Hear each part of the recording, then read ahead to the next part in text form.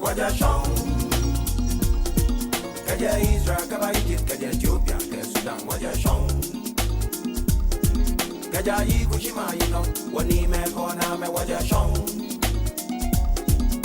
So Timbuktu, Ghana, Mali, Sumanguru, Waja Shong, Waja Waja Shong.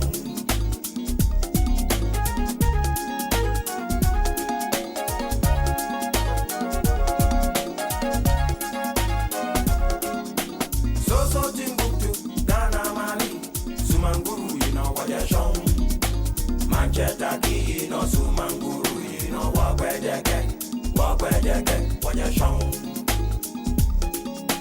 Oset to do, Pamasa, Yasan Twa, Waja Shong. Kaja Israel, Kaba Egypt, Kaja Ethiopia, Kaja Sudan, Waja Shong. Aquacaba, Chimo, yeah, for Karacha, Akachmo, yeah, and Yamfeng. Aquacaba, Chimo, yeah, for Karacha.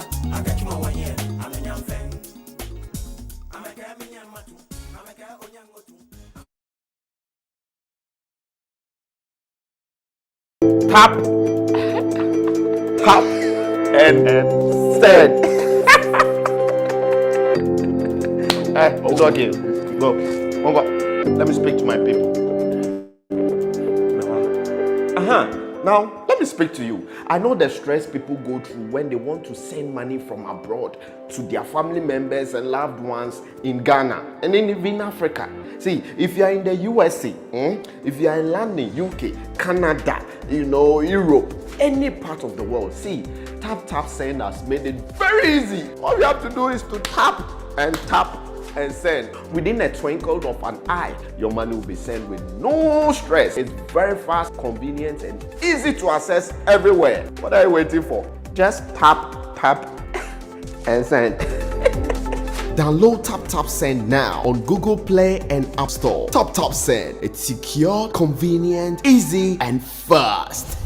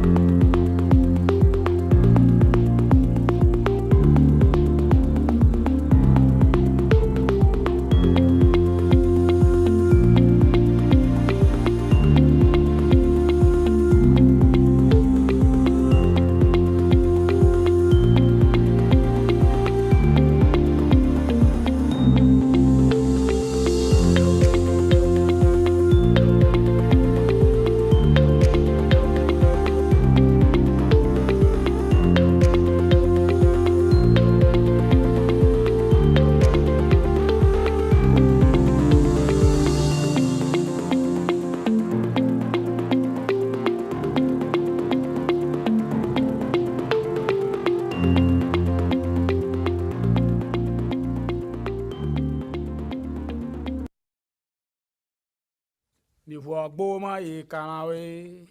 Dauma ya flidio mi walk boma e kanawe na walk boma e dauma.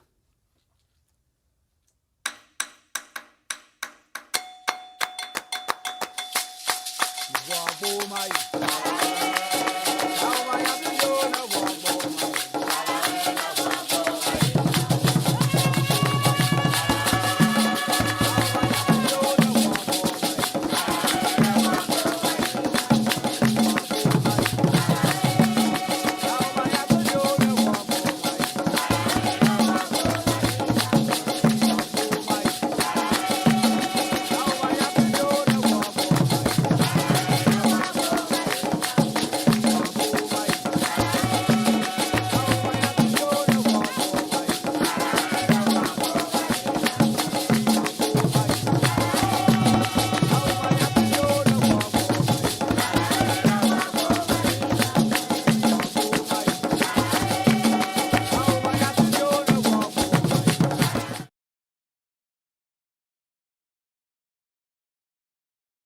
Me did the young antechua, and maybe I'm this cabin for Europe. I come a bush for Ghana. No, me used to tap send. no fee mobile money transfer. Eye easy, eye convenient, eye fast, and sounds so ye free. Won't you share? Me discover ye mapim. Tap, send. Intienne, also download the Tap Send app no ever mobile phone so free. Na first ka komo abusuya for Ghana fa na nyina. Tap Send. Papa no.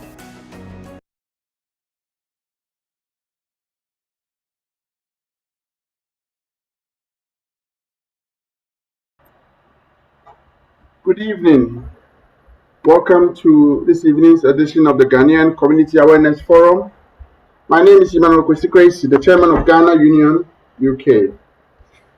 We are here again this evening for another important topic, something that I'm sure all of us, Ghanaians who are in a position to go up and down Ghana and UK, at this point will need such information.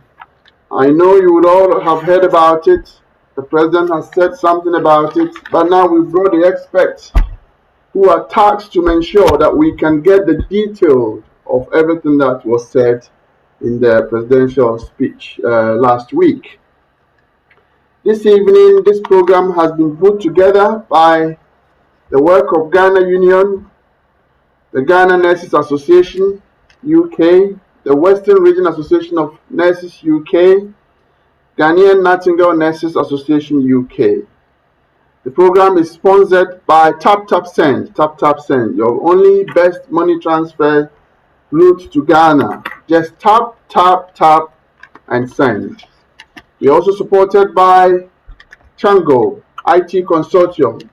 If you are a school, a college, friends, family wanting to put together for any development, there is an app that you can download and you can all chip in bits and pieces to help your homeland and part of your alma mater wherever they are. We also have tonight some key support from Atito Development Foundation.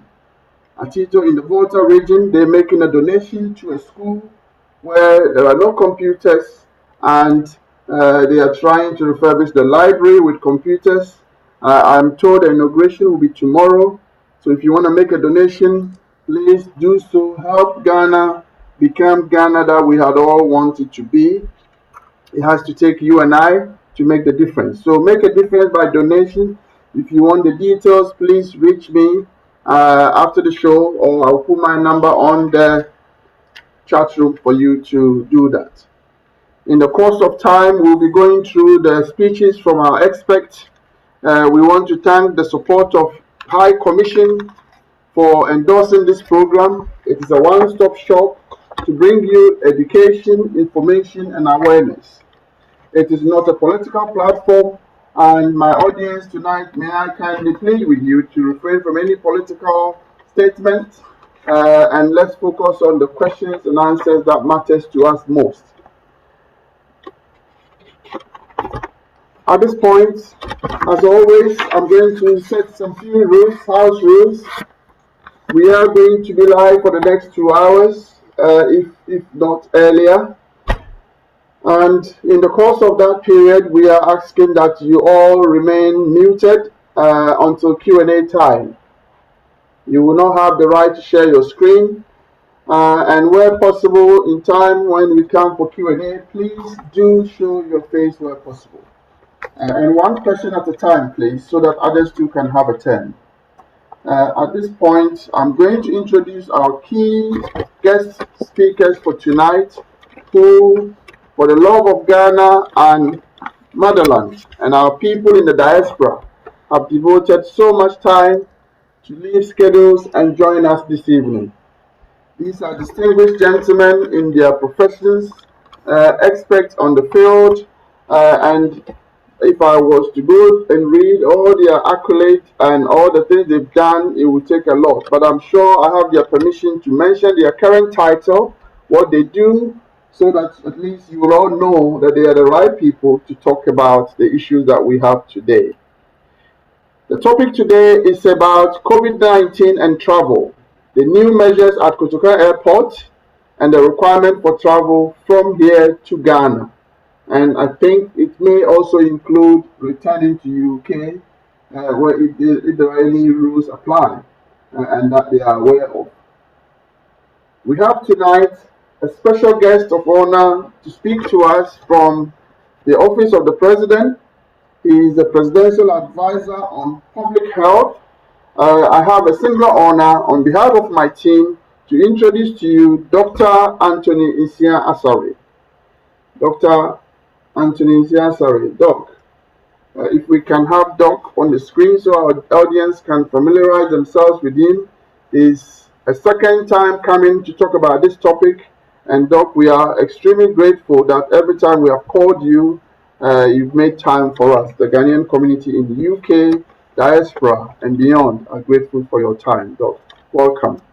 We also have with us Mr. Charles Ajiman Atefua. Mr. Charles Ajiman Atefua is the Minister Counselor for Consular and Education at the Ghana High Commission in the UK. He has many experience in the consular work and education in the field of, foreign work with the Ghana government. But for today, he is here to educate us on what are the things that you need if you are to leave UK to Ghana as a foreigner. What are the new requirements? Any update that he can give us. So we have these two special guests distinguished in their field who will take us through a few points, a few presentations individually, and then we will come back to Q&A. When it's Q&A time, please raise your hand using the Zoom icon, and you can also put a chat and we'll get to you. Those watching me on live from Zoom, Facebook, YouTube, and Omega Live, please feel free to put your messages there and we will get it read as well and get it answered. Thank you, audience, and thank you, my distinguished panelists, for joining us. At this point, I will give way for Dr. Anthony Isia Asare to give us an opening presentation, and that will focus on what do you need to go to Ghana from here, from anywhere around the world other than being in Ghana. What do you need? What is the new way we can arrive and go home and relax without all that we've been used to in the past 2 years? So please take over. Kindly, yes, thank you. Thank you very much, Mr. Kwesi, and thank you for inviting me to this August conference. I'll quickly go through what we've been doing in Ghana over the past 2 years when we first had our two first patients on the 12th of March. As you are aware, we put in a response through a very decisive, able, good leadership under His Excellency the President. And we have all the time been guided by 5 overriding principles in our fight against the COVID-19 pandemic, which was made pandemic or announced as pandemic on the 11th of March. Unfortunately, the day after WHO announced it, we had our first two patients who came from outside the country. We've been using as a first riding principle respect for Constitution. So if you are aware, immediately we declared that there's a pandemic in Ghana or in the world. We activated our public health systems, both from the national, regional, and the district level under the leadership, the national level of His Excellency the President through a national COVID-19 task force. The coordinator was appointed, and it has been going on for the past 2 years. We then have to put in impose restrictions through an act of parliament because we believe in respect for the Constitution, and through executive instrument, the Restriction Act 2020 Act 1012 was imposed, and then we also had some executive instruments for the restrictions, Executive Instrument 68 and Executive Instrument 164. We then invoked the Public Health Act 851 of 2012, granting the powers for the Minister of Health in public health emergency situations. These legal instruments provided a legal basis for all the restrictions on movement, mandatory wearing of masks, among other things, and also the closure of the airport and our land and sea borders. The next overriding principle you used was an all-government approach. We had, as I said, a national task force with all the ministries and agencies were involved in the response across all levels of governance. At the national level, His Excellency the President chaired the National COVID-19 Task Force. At the regional level, and the metropolitan, municipal, and district assemblies, the leadership were provided by the regional minister and the chief executives of the municipal, metropolitan, district assemblies. And all regions and districts activated the public health emergency management committees that we have. The district also activated theirs. And we have a national technical coordinating committee, which was overseeing the implementation at the health sector actions and collaboration with all other actors. And then we have the National Emergency Operations Center, the EOC, which was also activated. With 4 thematic areas actively, we were engaged in surveillance, case management, risk communication, and laboratory. The third strategic point that we used was also all society approach.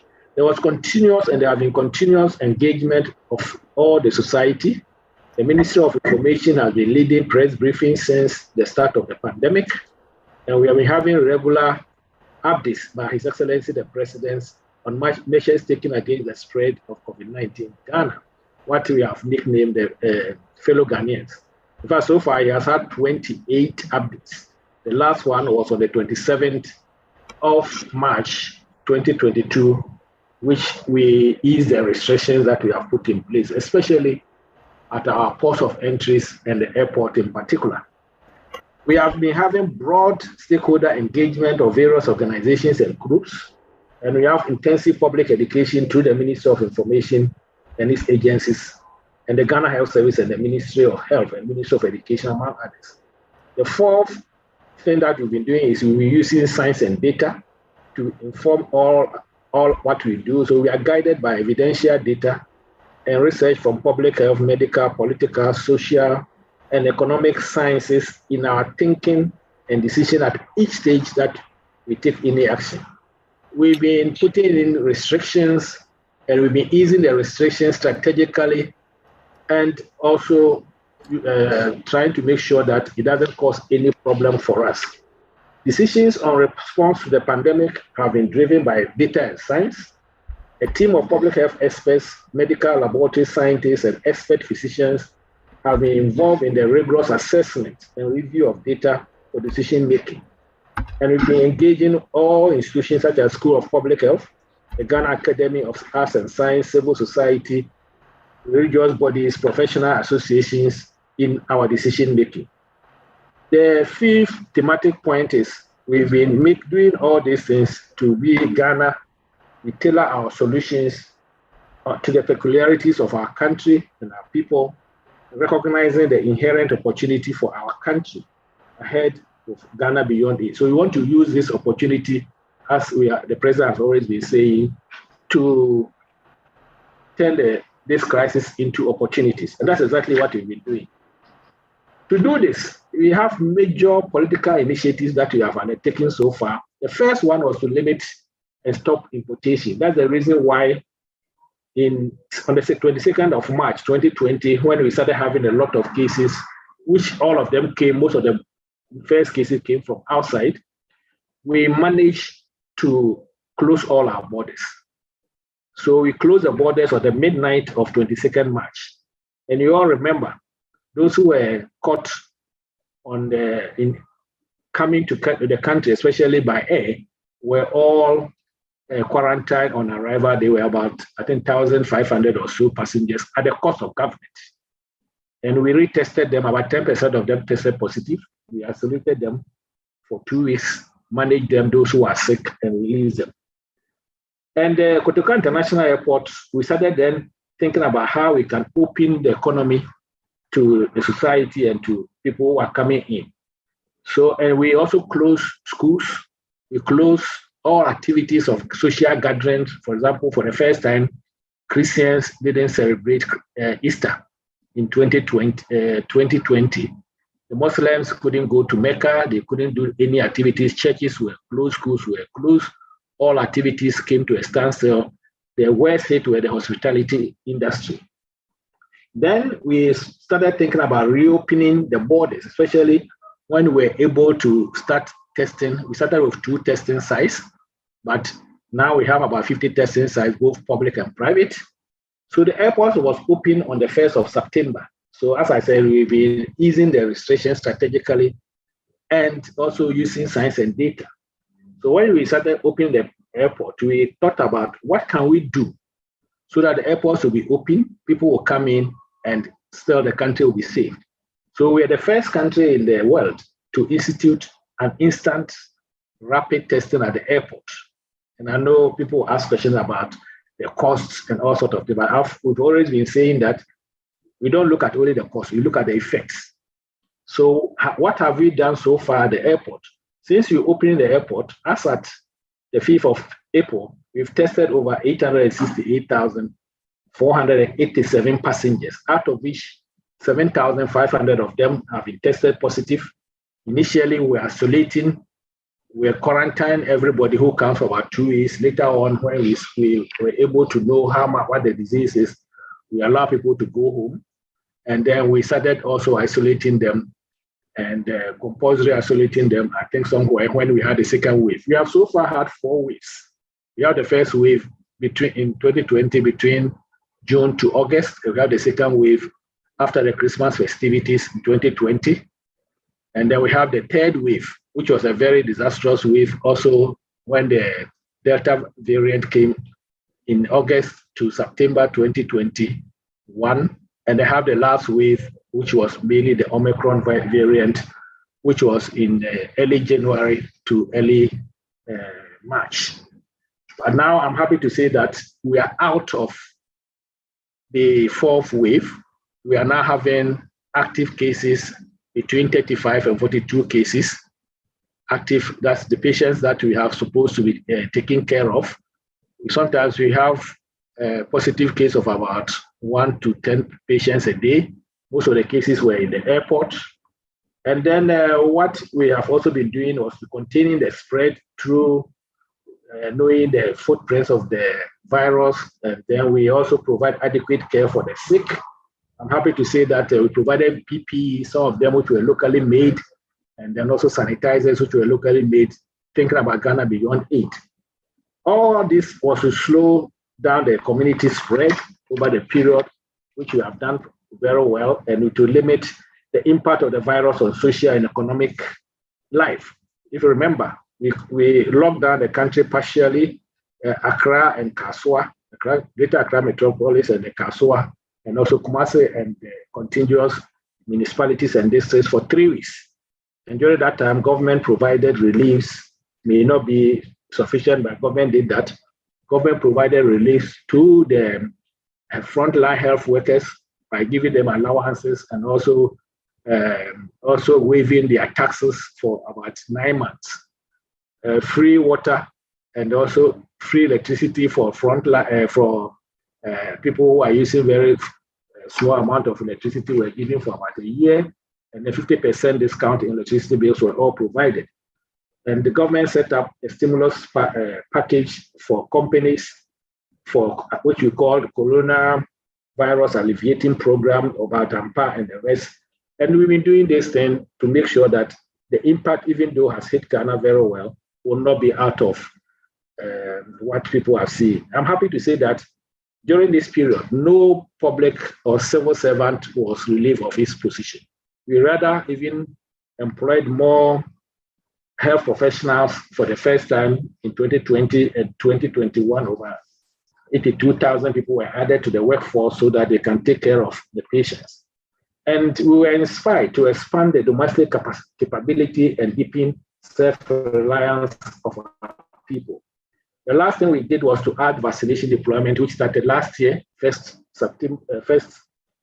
March last year, when we started having our vaccines. As at the 6th of April, we've so far received or brought into the country about 30,378,000, about 30.4 million doses of vaccine, made up of AstraZeneca, Johnson & Johnson, Pfizer, Moderna, Sputnik V, and have been able to vaccinate over 13.6 million doses of vaccines. As at 6th of April 2022, we have a target that we want to achieve. We want to achieve a target of 20 million of our population first it was by the end of the year, but we have now moved it to June, the end of June this year. But as we speak now, about 46% of the population, of the target population, has been given at least one dose, and about 27% of them have totally been vaccinated. So far, that is how we have gone with COVID-19.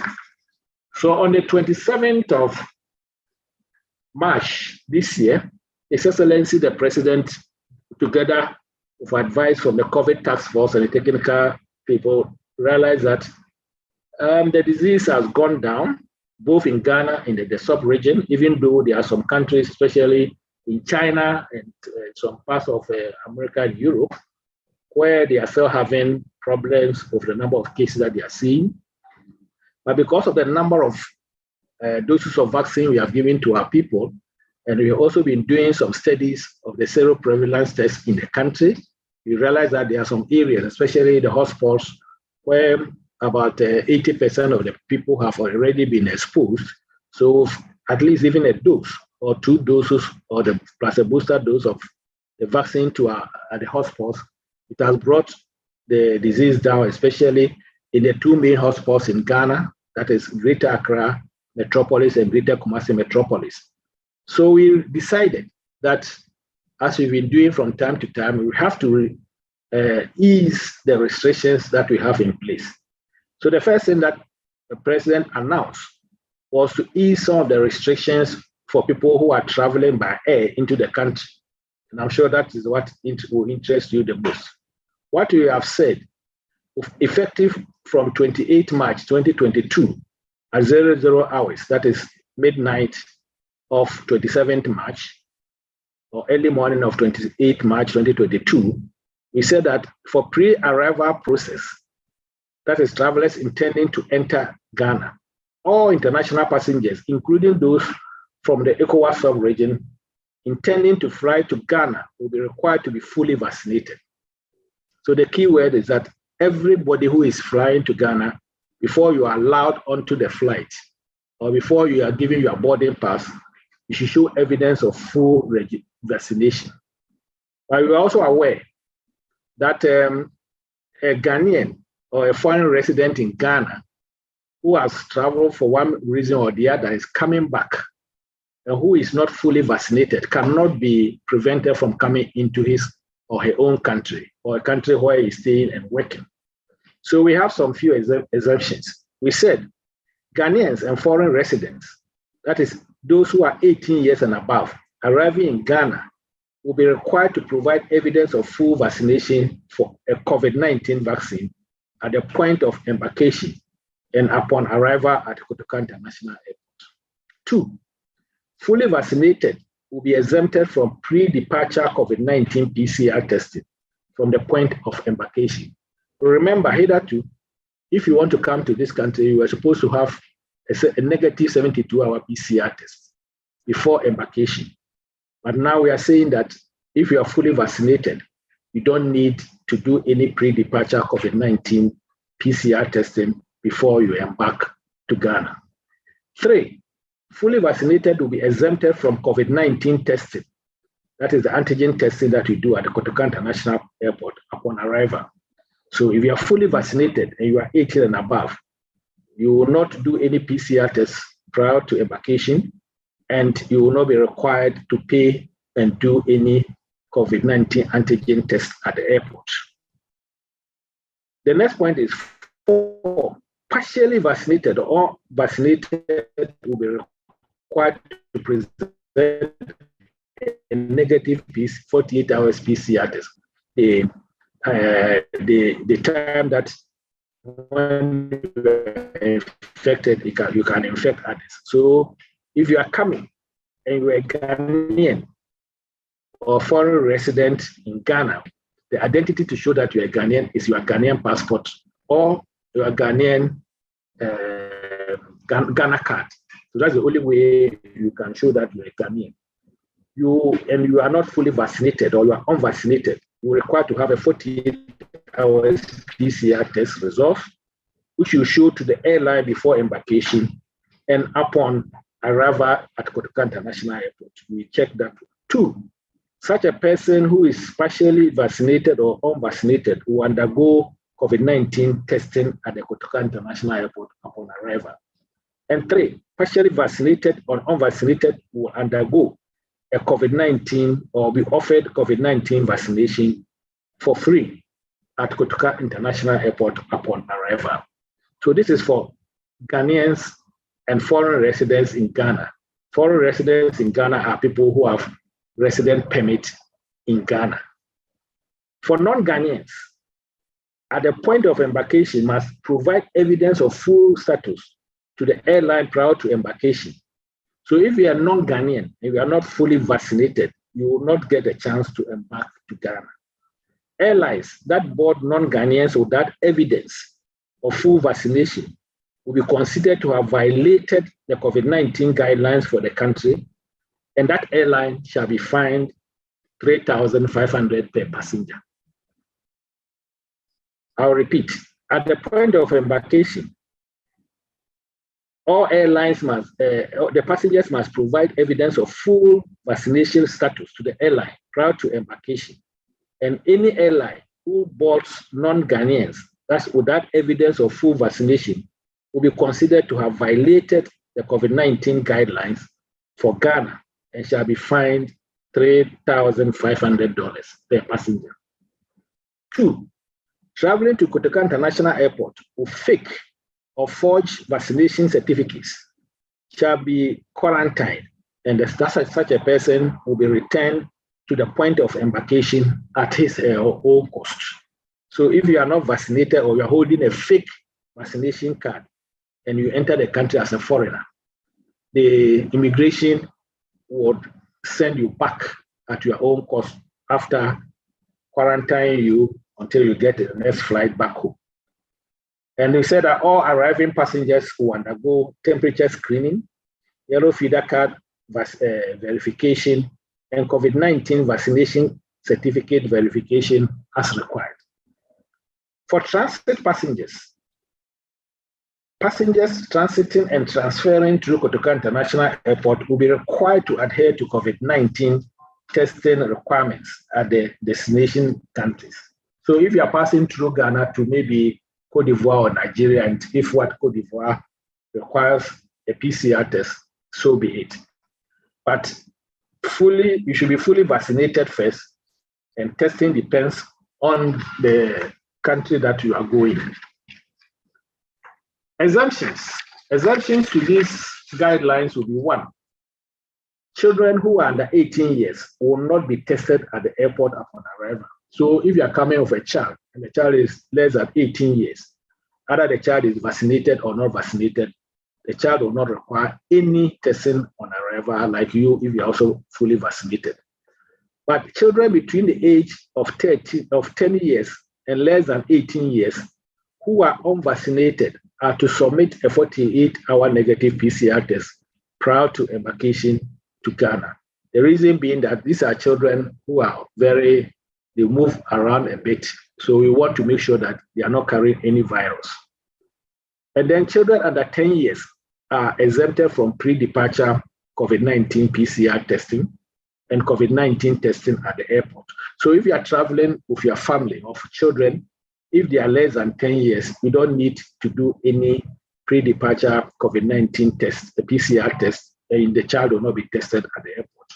If anybody is coming who is between the age of 10 and 17 and have not been fully vaccinated, if it's a child, then that person requires 48-hour negative PCR test. D, airline crew are exempted from the pre-departure and arrival COVID-19 testing, but we know from 1st September when you open the borders, they normally do follow their own airline policy for testing and other things. And E, passengers who arrive under emergency circumstances, such as diverted flights, will not be required to undergo testing if they do not leave the airport or remain in isolation in their hotels. So sometimes we take passengers in bulk from the airport to their hotel, especially the footballers. So they don't require any testing at the airport, because we know for the footballers, fever rules also says that they have to be tested before they go to the field. If anybody is traveling with pets into the country is allowed in line with the guidelines of Veterinary Services Directorate of the Ministry of Food and Agriculture. So these are what we are expecting from anybody who is coming into Ghana from midnight of 28 March 2028. And if you are departing from Ghana, that's passengers exiting from Ghana, passengers departing Ghana will require to adhere to COVID-19 testing requirements for the country of destination. I know that if you are going to UK, they don't require any PCR test, so be it. If you are going to Europe, they require PCR tests, so you have to follow their rules and regulations. And if you are going to US, the same thing. And passengers also departing will undergo temperature screening at the airport and entrance at Terminal 3 departures. The next thing I will deal with is, what do you mean by definition of fully vaccinated? A person is said to be fully vaccinated when he or she has taken the full dose of vaccines approved and registered by the Food and Drugs Authority. And I will tell you what the vaccines are. 1, the first dose of Johnson & Johnson and second dose of other approved vaccines should be at least 14 days prior to embarkation to be qualified as fully vaccinated. So if you are traveling to Ghana tomorrow, and then quickly, because you know you are not vaccinated, you go and vaccinate today, which is 8th, and you arrive in Ghana, you want to come to Ghana on the 9th. That is not full vaccination, even if it's Johnson & Johnson. If you have taken any other vaccines, which are 2, you should have fully been vaccinated, means that you have taken the 2 doses, and it should be 14 days after the last second dose. The list of COVID-19 vaccines approved for travelers into Ghana are 1. These are vaccines which have emergency use authorization by the Ghana Food and Drugs Authority or are on the WHO listing. 1 is Sputnik V, which is GAM-COVID-Vac, made by Gamaleya National Center of Epidemiology and Microbiology in Russia. The second one is Covishield, that's Oxford AstraZeneca formulation, also manufactured by Serum Institute of India. The third one is COVID-19 vaccine Janssen AD26.CoV V2S, made by Janssen Pharmaceutical NV, Estamvec 101 in Leiden in the Netherlands. The fourth one is Pfizer, that's BioNTech Comirnaty BT162B2, which is manufactured by BioNTech Manufacturing GmbH from Mainz, Germany, or Pfizer Manufacturing Belgium from Belgium. The third one is Moderna or Spikevax mRNA 123, which is also manufactured in Spain. The sixth one is Vaxzevria, which is previously COVID-19 vaccine AstraZeneca AZD1222, which is also manufactured from the Republic of Korea and also from Sweden. The seventh one is Covaxin, which is also manufactured by Bharat Biotech in India. The eighth one is BPP-CoV, that's Verocells, which is manufactured by Sinopharm from China. The ninth one is Coronavac, which is the Sinovac from China. These are vaccines which have been registered in Ghana and also on the WHO list. So if you don't hold any of these vaccines and you're holding other vaccines which are not been given emergency use authorization or listed by WHO, you will be considered as not fully vaccinated.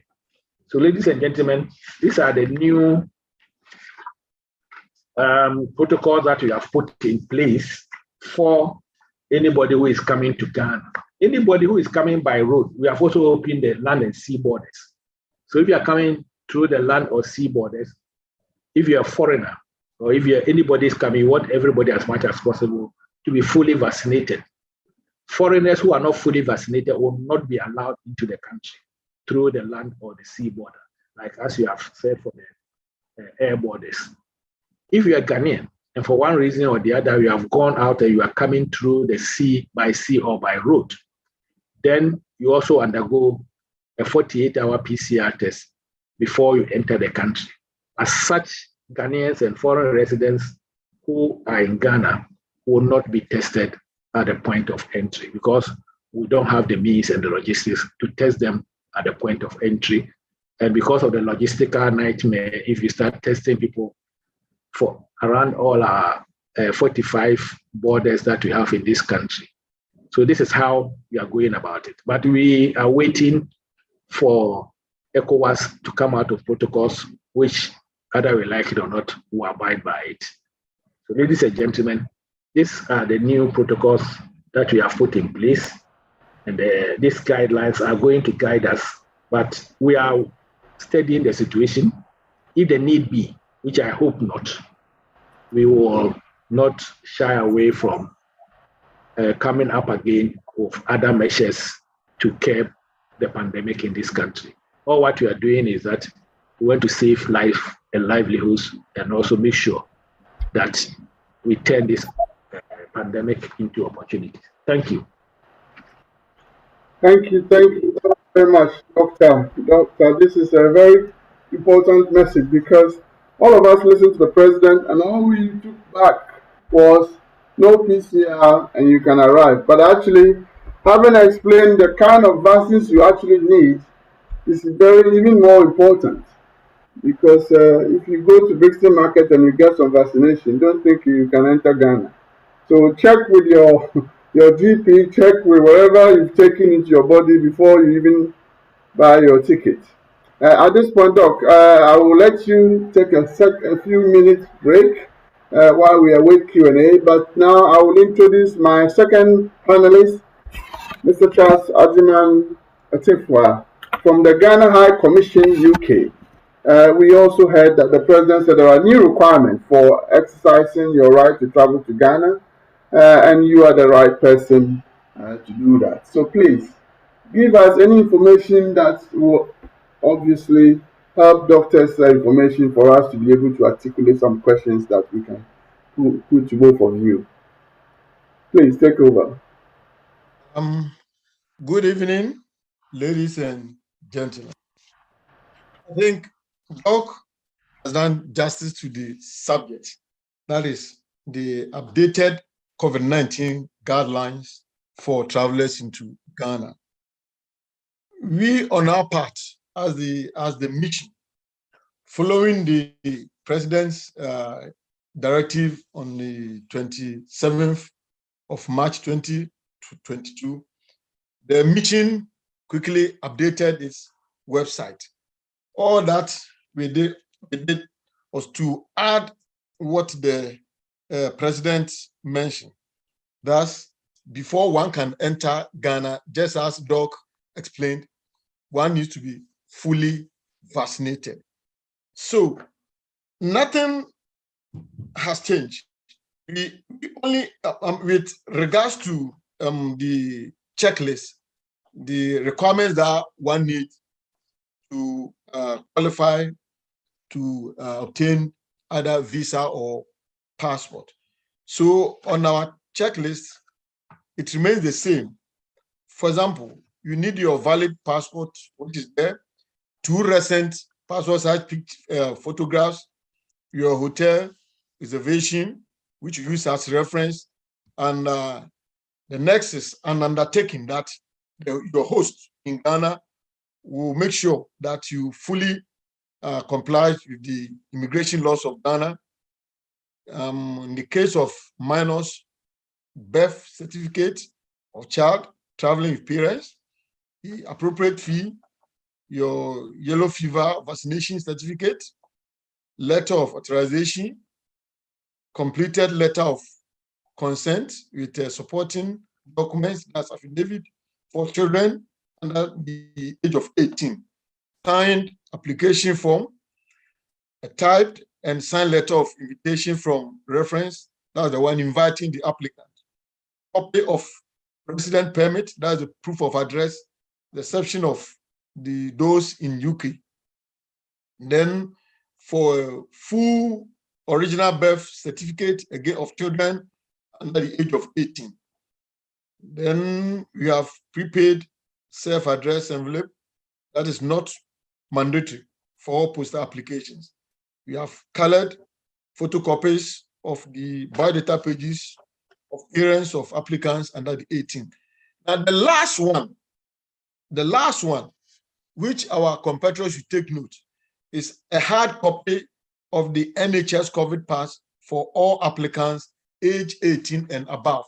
Just as Doc explained, before you can obtain Ghana visa, you need to be fully vaccinated if you are 18. Then if you are below 18, just as Doc explained, the guidelines follow. So on our part, things remain the same. The only addition is the provision of the COVID pass. So you are supposed to provide a hard copy when you come to the mission to apply for visa. And then as we speak, only those who put in application for priority, that's the 24-hour service, they are supposed to come in person. There's no change. Those doing the standard application, you're supposed to do your application by post. So before you post, you make sure that you have a hard copy. I repeat, hard copy of the NHS COVID pass attached to your application. Without the hard copy, what we do is that we will, upon receipt of your application, we inform you that please, we have not received your COVID pass, for which you are supposed to send it back to us for us to be able to process your application. So that is for visa. Now for passport, the checklist remains the same, because the passport is basically for Ghanaians and nothing have changed. Because of the biometric enrollment, you have to come there in person for your biometric to be taken. So yeah, that is what we have for passports. Nothing has changed. It is only the visas that we are now requesting the NHS, a hard copy of the NHS COVID pass, a hard copy of the NHS COVID pass for all applicants age 18 and above. 18 and above.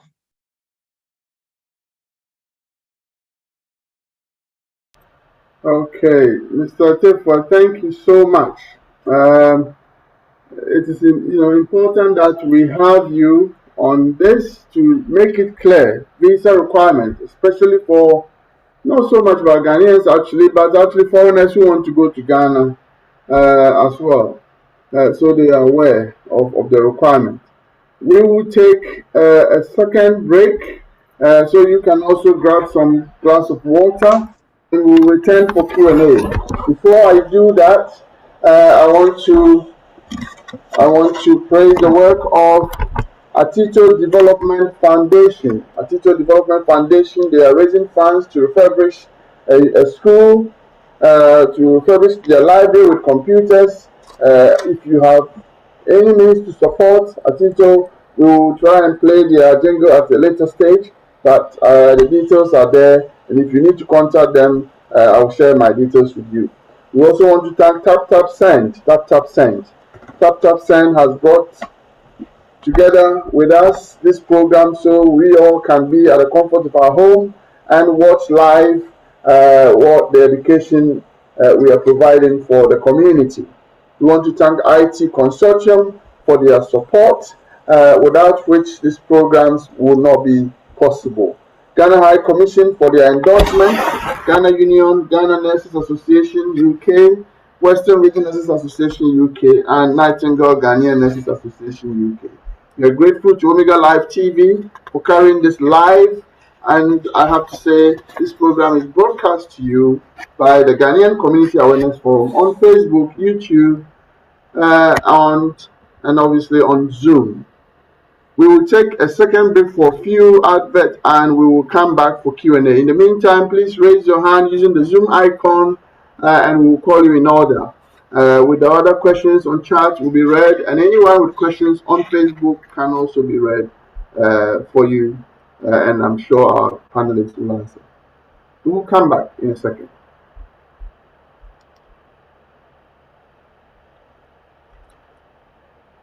Tap, tap, and send.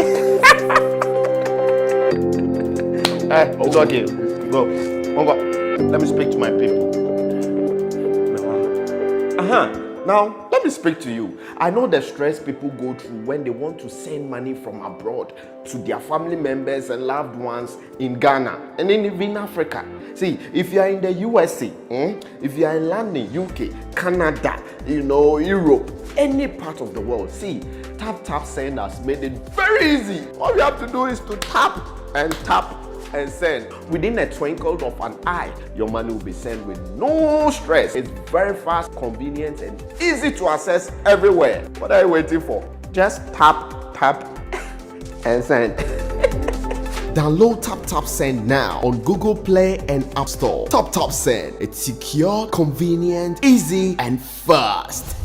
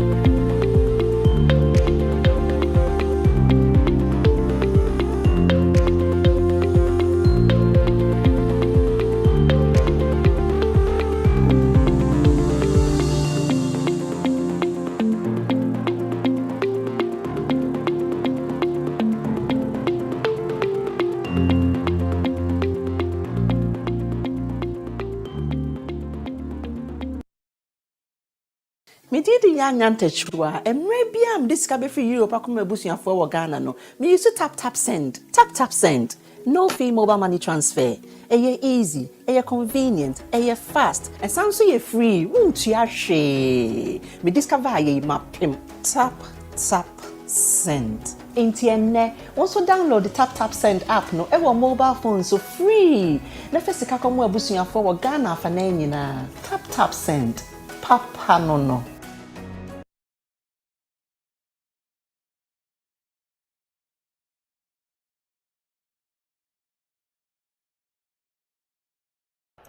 Welcome back, audience. Welcome back. Thank you for joining us this evening for the Ghanaian Community Awareness Forum.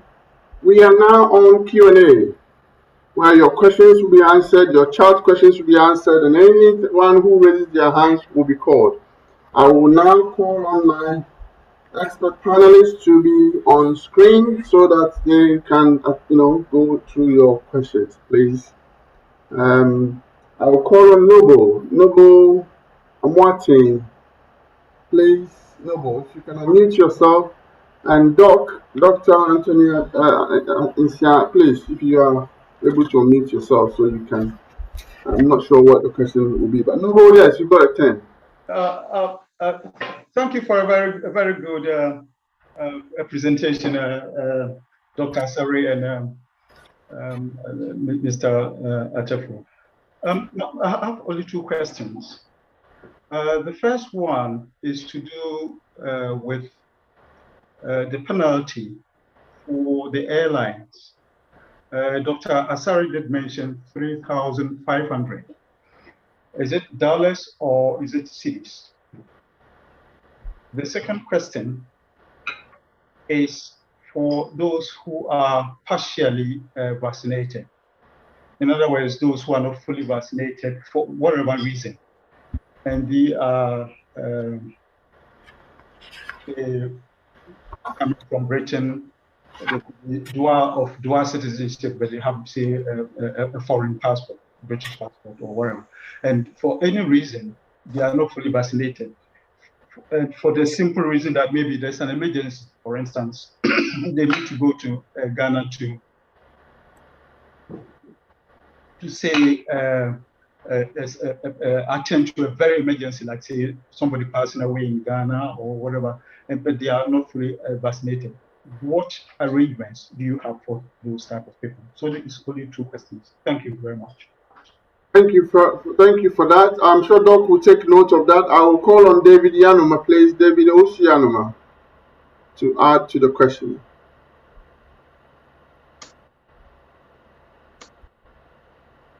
Thank you very much, Chairman, and thank you, Dr. Insiasare and Mr. Atefua.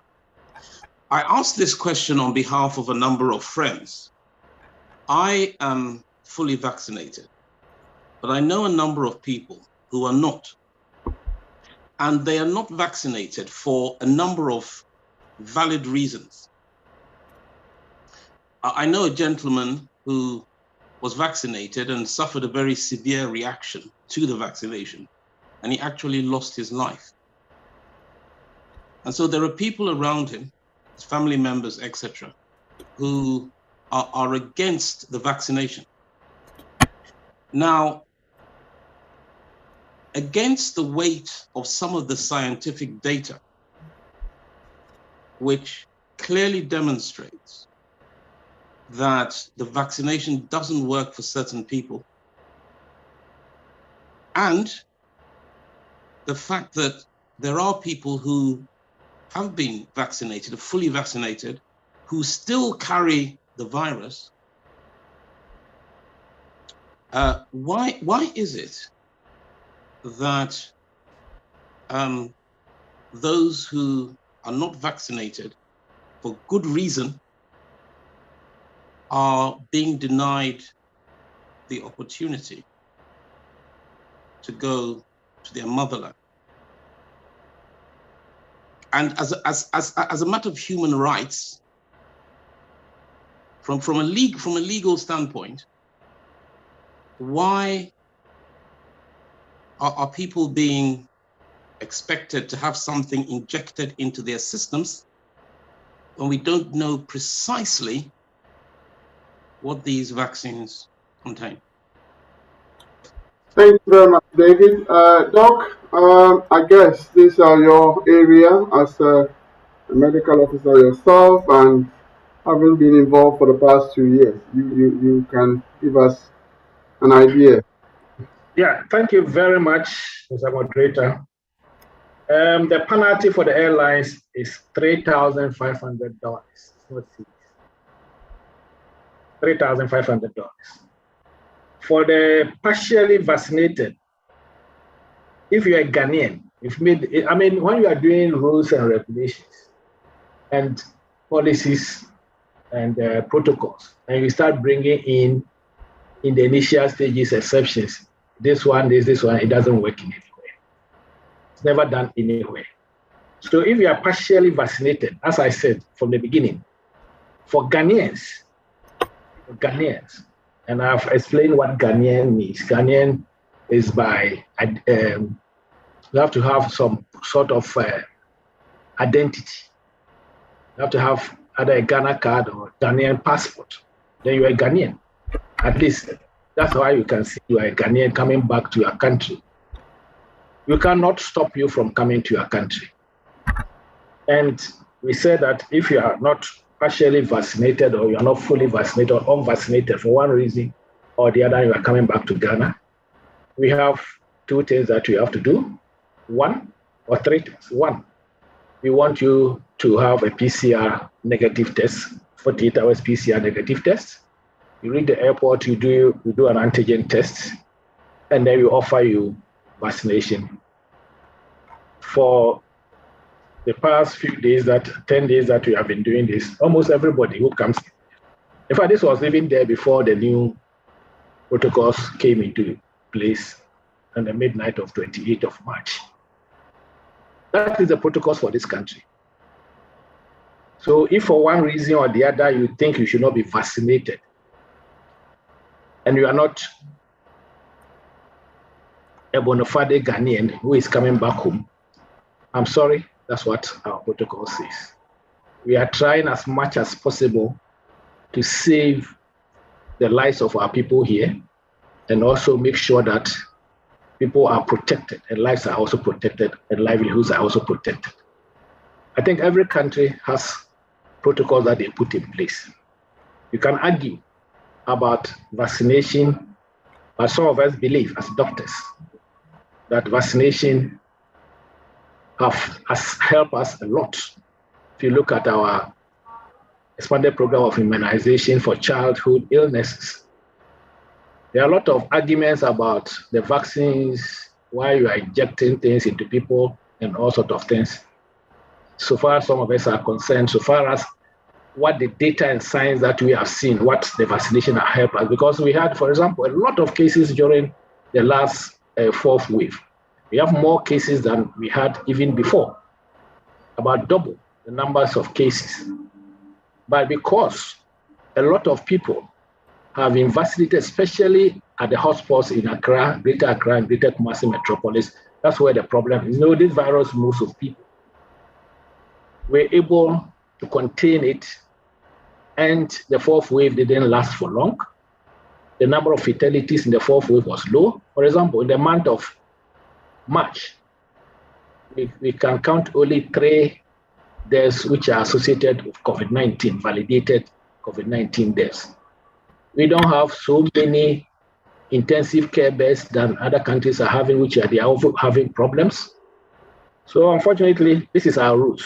So if you want to come into this country, or what you are saying, if you're a foreigner means you're holding a foreign passport and you are not vaccinated, the airline will not allow you to come. That's the reason why I think all the missions, Ghana missions abroad, have added vaccination, as I think Mr. Atifa said it, as one of the preconditions for getting a visa before you come to this country. So, unfortunately, David, I think that is the regulations that we have in this country. This is a protocol we have put in place. You can argue about the science behind it, but the science for vaccination, so far as some of us are concerned, outweighs, from what I know, it outweighs the complications and all this you are talking about. If somebody, for one reason, their family member maybe had a problem after vaccination, it doesn't mean that we are all the same. That is so the person will not take the vaccines. So if you want to come to the country on emergency basis, or if you want to move here as quickly as possible, I think you have all the means where you are, especially more than us, to be vaccinated. And we are encouraging that people take the vaccines. Thank you. Thank you, Doc. Thank you. 2 questions I've received privately on chat. What about if the person is in possession of exemption certificate for vaccination? That is number 1. How do you deal with those who have medically been exempted from taking vaccination? How do they go through the airport? You have to contact Ghana Health Service for a waiver. We used to even do it before this new protocol came into place. Okay. So if you want to come to Ghana and you are exempted, for example, you just had COVID-19 and you've been discharged and you haven't been able to take a booster dose or anything of the sort, you tell Ghana Health Service with a doctor's signed doctor's certificate, not by word of mouth. Then we can give you a waiver which you can use to come through the point of embarkation to this country. So we've been doing that one. But it's done on case-to-case basis. It's not something that we say that anybody at all can come in. So a lot of people will tell you, I'm exempted. You tell them, bring a doctor's certification to Ghana Health Service, Port Health, and they will send a letter of exemption to you, a waiver letter. Thank you, Doc. Second one that I've taken note of, or the other ones I'll come back to. What happens to a child under 18 with a foreign passport, traveling with a Ghanaian parent with a Ghanaian passport, if they are not fully vaccinated?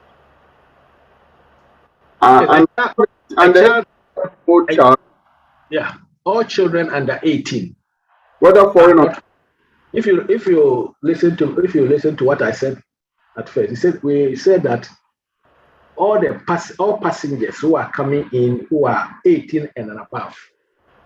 So if a child is under 18, he has a foreign passport, and the child is between just under 18, from 10 years to under 18, that child is supposed to have a 48-hour PCR test. Okay. That's the requirement to come into the country. If he's below 10 years, he can come with the parents without any PCR test. He will not be tested at the airport. Right. So below 10, no PCR, no test. But between 10 to 18, they need 48-hour PCR and at the airport. Yes. Right. So they will need 48 hours PCR. There will be no test at the airport. Right. Okay. Okay. There's a chat room question here. Yellow fever does not last a lifetime, but you still need a certificate for. My certificate was blah blah blah. Oh, okay, sorry, that doesn't really. I think we've got a senior pharmacist from the Ghanaian community called Sedna Egman Agama, a Ghanaian pharmacist, chief pharmacist actually from the Medicine Council, on the chat room answering some of the chat room questions. So Sedna, we are grateful for your help. She's actually helping with some of the questions there. Now, Doc, there's one question I wanted to put to you.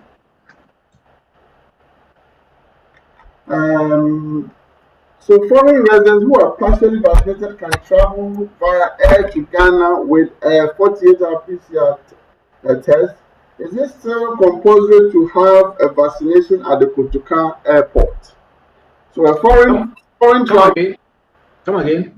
A foreigner who has taken a 48-hour PCR test arriving, do they need to take a test at the airport still? Would the foreigner be fully vaccinated? No, they are not fully vaccinated, but they the airline will not even pick the foreigner. Because it doesn't have the first major criteria to come to this country. It's vaccination. So if the foreigner is not fully vaccinated, he will not be boarded. Okay, another one. We have been used to filling so many variations of forms. You have to fill passenger locator form. You have to fill airport declaration form. A couple of times I've been there. Some of these forms are quite a lot. Now with the exemption of PCR and with carrying a fully vaccinated certificate, do I have to fill in all these forms again as well, or how do you trace somebody who is fully vaccinated, will not be tested at the airport, and will just walk through to their house? How do you trace if they are carrying something with them? I want to know whether we need a form or how do we trace them?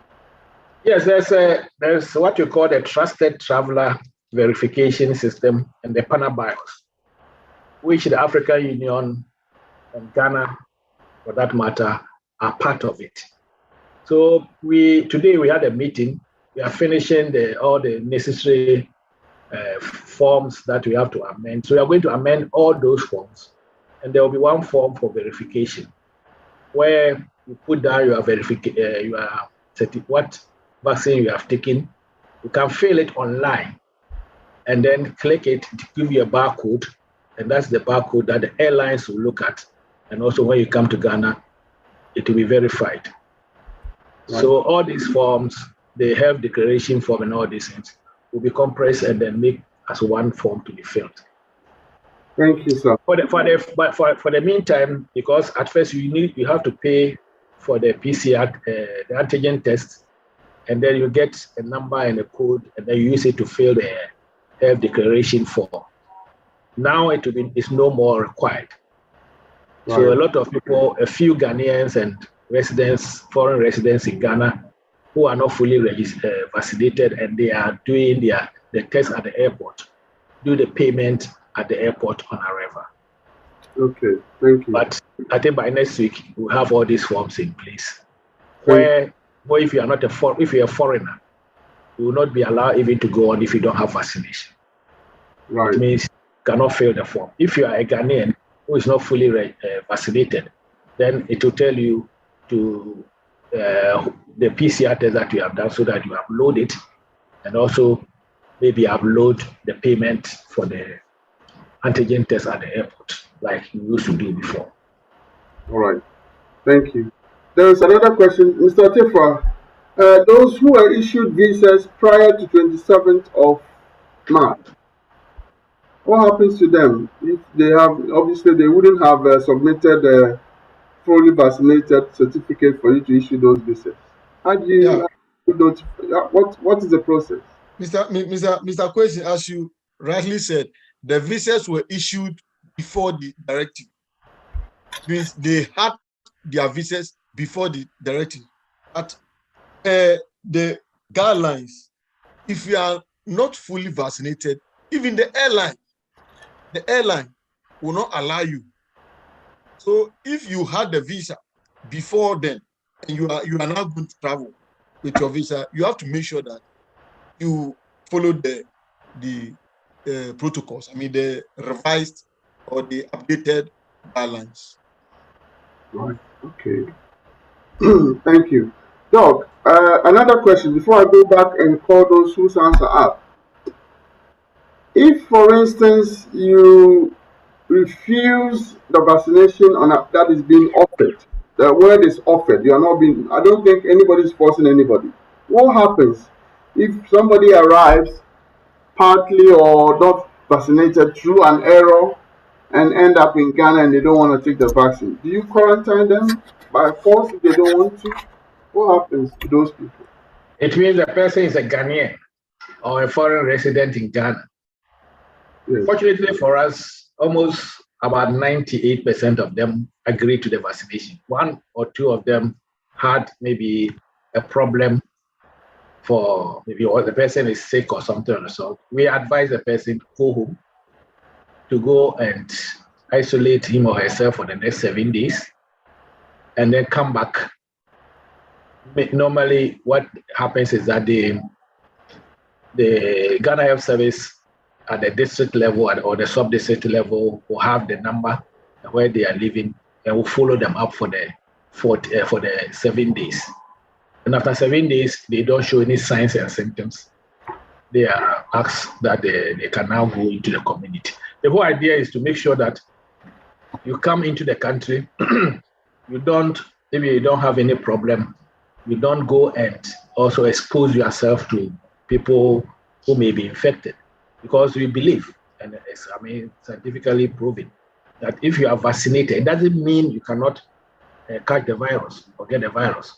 But we know from our literature, even from here and from outside, that those who are vaccinated, even if they have the virus, they don't become so ill to be hospitalized, to go and fill our few intensive care beds that we have, and also infect maybe our health workers who are also looking after them. And such people also don't die. That's why I said in the month of March, even though the cases started coming down, we had only 3 cases. If you compare the number of people who lost their lives in the second and the third waves, and the number of people who lost their lives, even though we have a lot of positive cases in the 4th wave, where we have had a lot of people in the hotspots have been vaccinated, it was less than half of what we saw, for example, in the month of August and September. So it means vaccination protects you. And it's scientifically acclaimed. Everybody knows that vaccination protects you from becoming too ill, to be hospitalized, and to die. And that is what we are using until people who have been vaccinated. The vaccination started only about 2 years ago. And we hope that as we go on, we all will learn exactly what the whole vaccination issue is about. But as we speak now, that is one of the best bets for us globally, not only for Ghana.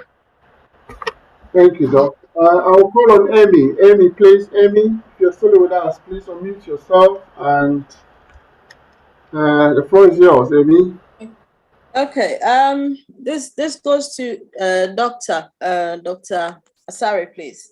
You mentioned that returning Ghanaians who are not vaccinated, so Ghanaians resident, those who have Ghanaian passport, who are not fully vaccinated, or let's say not vaccinated, they do their 48 hours PCR test before boarding the flight. Then they get to Ghana, they do the test again at the airport. And then you mentioned they will also be offered COVID-19 vaccine. So I just want you to maybe explain the word offered there. Is it compulsory or an offer which can be refused? As I said earlier, I think some few minutes ago, the word is offer. Mm-hmm. Offer means that the person who is going to give you the vaccine will explain everything to you, will explain the advantages and disadvantages to you, why he thinks you should take the vaccine. And to me, it's even apart from that, you should also realize that I don't think you have to, if I'm one of you who is coming in that situation, not every time I reach the airport and I have to go through all sorts of things and pay money and everything, I will vaccinate and go away. And as I said, about 98% of the people who are offered take it after explanation. Because ideally, when you don't agree, you have to go home and go and isolate yourself. And now that the number of people who are coming through the airport are few, I'm very sure that Ghana Health Service at the district will be able to monitor such people who are isolating themselves. So that's how it is. So the word offer is offer. I don't want anybody to think that compulsory, whether you like it or not, we tie you up and give you the jab. No, nobody does that in Ghana. For all the vaccines we are giving in Ghana, we haven't forced anybody at all. But we tell you the advantages and disadvantages, what the effects of it, what are the complications, what people have done. And I remember when the president was speaking on Sunday, he told everybody that he took the vaccine about a year ago, he and the wife. They are still as fit as fiddle. Nothing has happened to them. And we all have taken a booster dose, and we are all well. And I'm sure those of you who are in the diaspora even know more than what people here know, that there are people who have taken these vaccines and doing very well. So all these things will be explained to you. We take our time to take you through education, and most often a lot of people get vaccinated.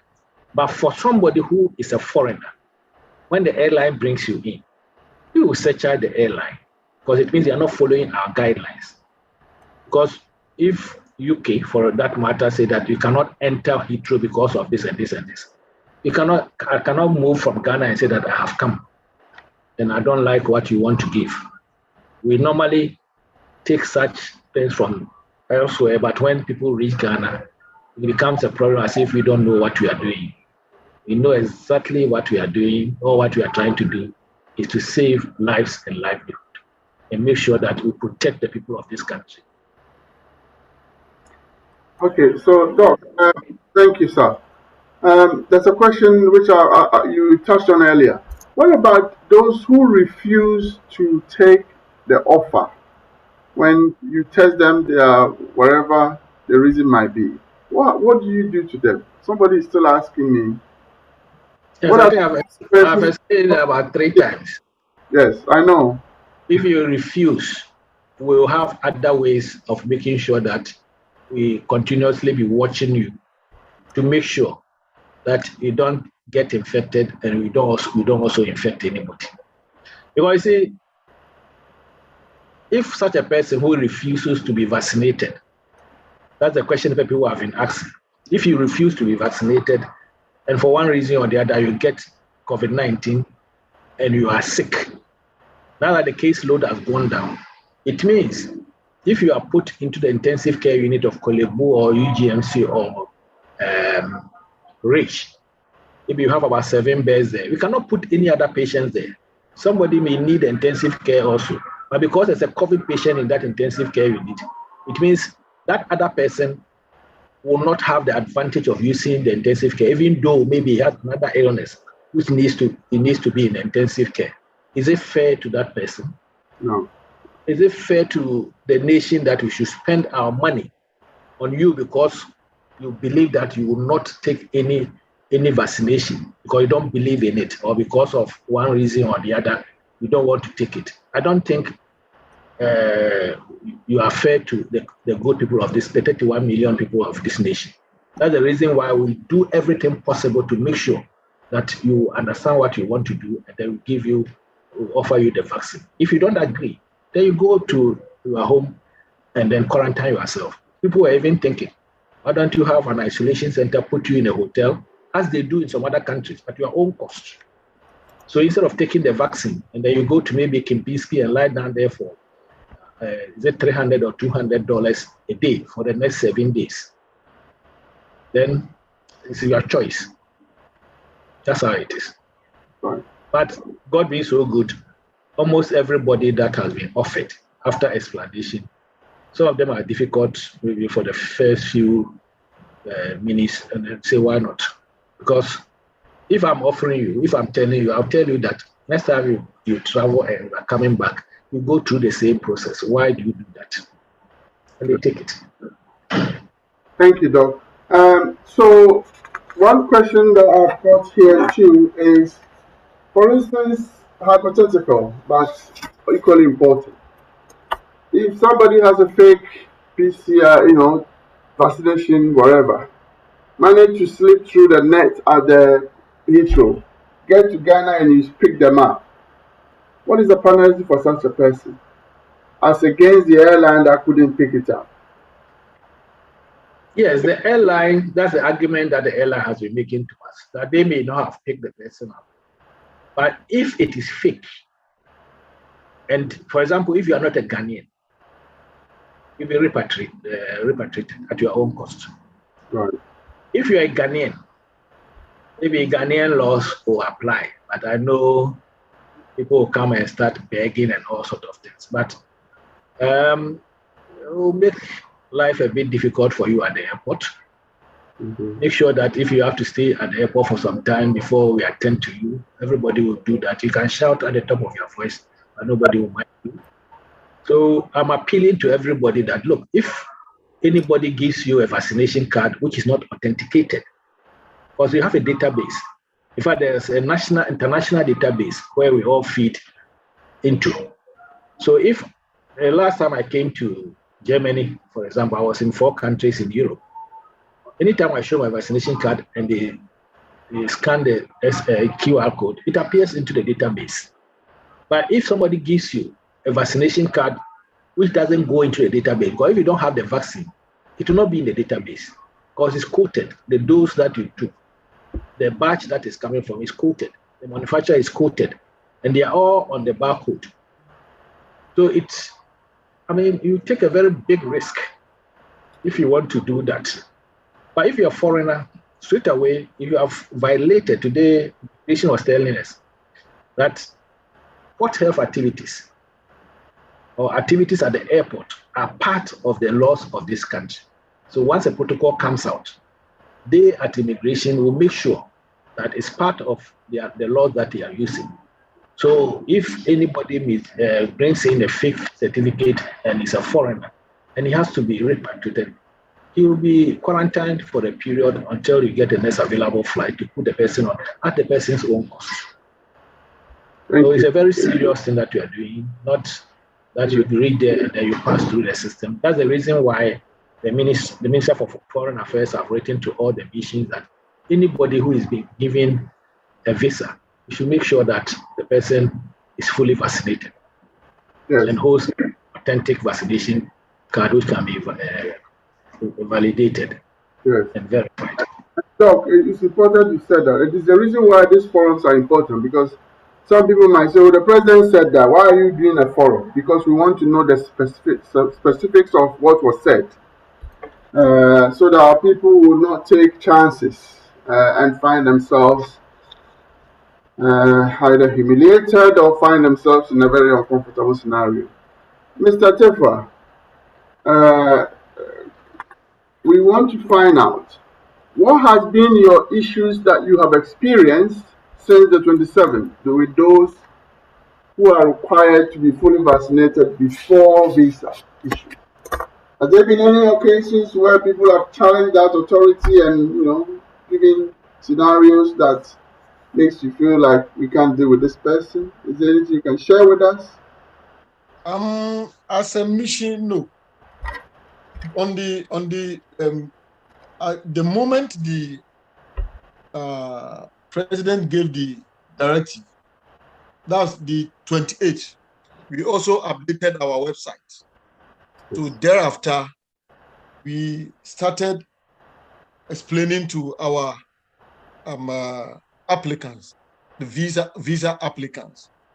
So if you apply for visa without the COVID pass, as I said, we take time, explain to you. Someone may say, oh, I did not hear, I don't know. As a mission, we have all the time to explain to you the need. And we say, oh, I completed the application form, I didn't see that. Don't worry. When you come there, we will explain to you that it is a need for your own good. Because if you are unvaccinated, even the airline will not board you. So why don't you do the needful then? Thank you.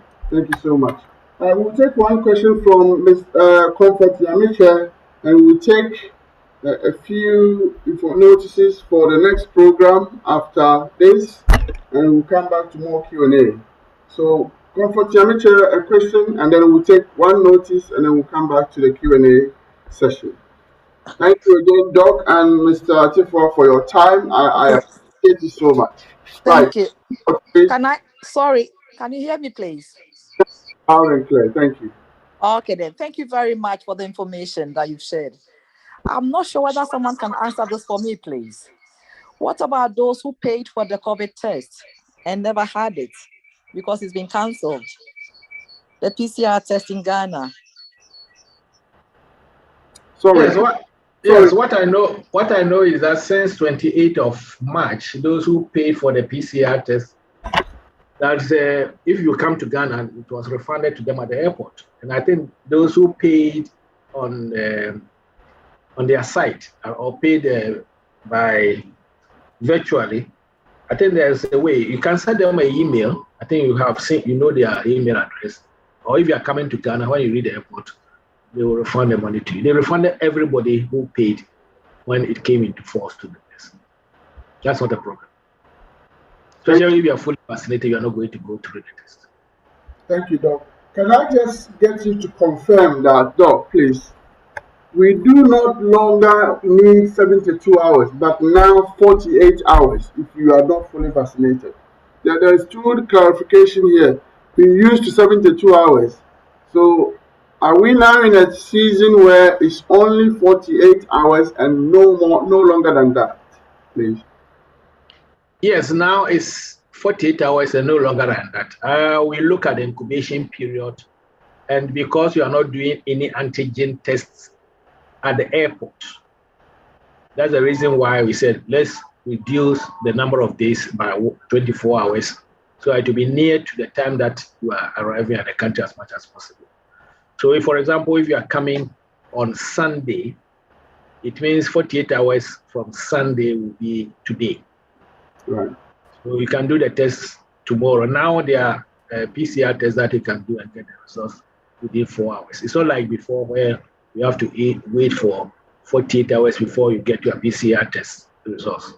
But that's one of the reasons why we agreed initially, and every country was agreed that, oh, let's do 72 hours. But now we have PCR tests which are done rapidly and the results come out rapidly. Some of them are. I've seen one, even in Ghana, we can get the results within 4 hours, 6 hours.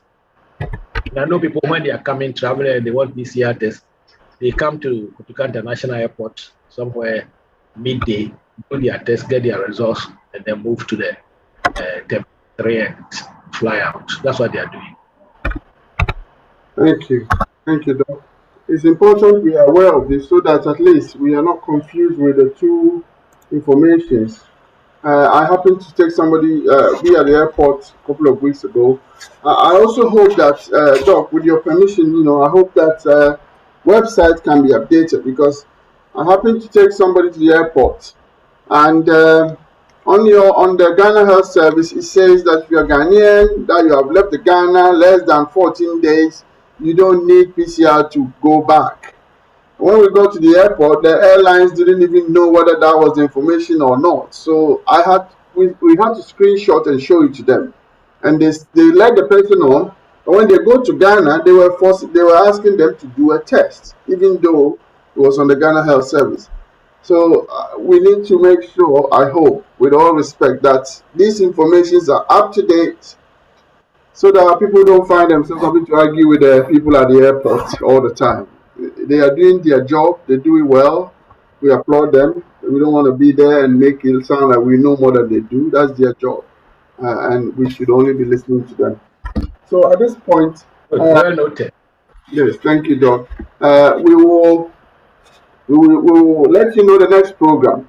The next program for this forum will be on the 22nd of April. Most of you will be aware, we did discuss the Borders Bill, the Nationality Bill, which we believe will make changes to the laws that can take away your British citizenship without notice to you. We did have lawyer Bernard Owusu talking to the issues with us. We are now going to give you an update on where it is that the bill is at in Parliament. So, you know, in Parliament, bill goes through stages, committee level, scrutiny, and all of that before it goes for a vote, first vote, second vote, and then it goes to a final vote. Then it goes to the House of Lords. Those who are in UK, you understand the process. We are going to have a Conservative Member of Parliament for North East Bedfordshire in the House of Commons to come and tell us where is the bill now and how is it going to look like once it's fully passed. Whether it's passed or not, I'm not really sure, but he will be the right person. I'm also following lines with our Ghanaian MPs, some of our Ghanaian MPs who are in the Parliament, to join Richard on this forum. So on the 22nd, we want to give you an update to let you know where we are with this bill, what impact it will have once it's gone through, and everything else. So that is our next program. Please share when you have the notices with your family and friends, and let people know about it so they can also come and get the information that will be passed on. We will take a few seconds break, and once we do, we will come back to a few Q&A and we will bring this to an end. In the meantime, I will have to say this program is brought to you with thanks from Ghana Union, the Ghana Nurses Association UK, the Nightingale Ghanaian Nurses Association UK, and the Western Region Association of Nurses UK. We are supported by TapTapSend. TapTapSend, your #1 money transfer route to Ghana. The rates are high, the rates are good. You know, this is the right time to send the money if you have one, because you get good rates. Also with Chango and IT Consortium, those helping with community initiatives in Ghana. Ghana is our home. We need to help Ghana so that one day in the near future we can all go back and not wake up 4 a.m. to work. I know Ghana, people wake up at 8 and relax and go to work. You know, it's nice, isn't it? Doc is laughing. But I know others too that wake up 5 o'clock because of traffic. So yes, I know that there are situations that compels others to leave early. So yes, we'll take a few seconds break and we will come back to more Q&A. Thank you very much.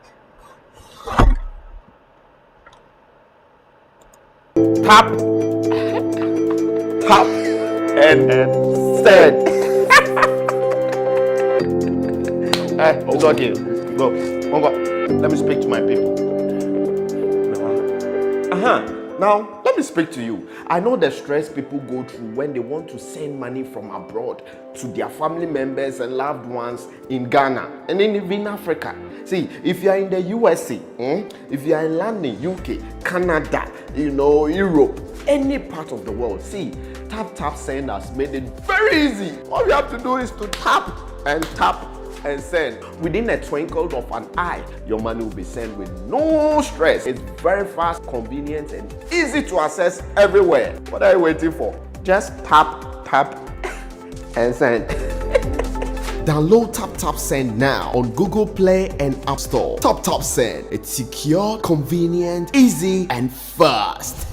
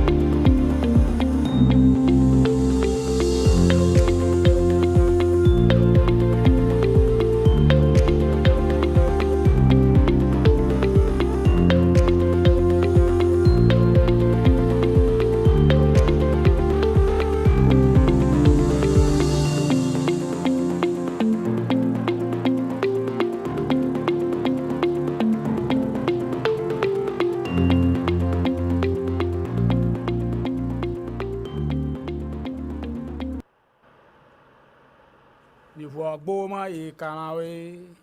Dauma nya flidio mi vogbo mai kanawe na vogbo mai dauma.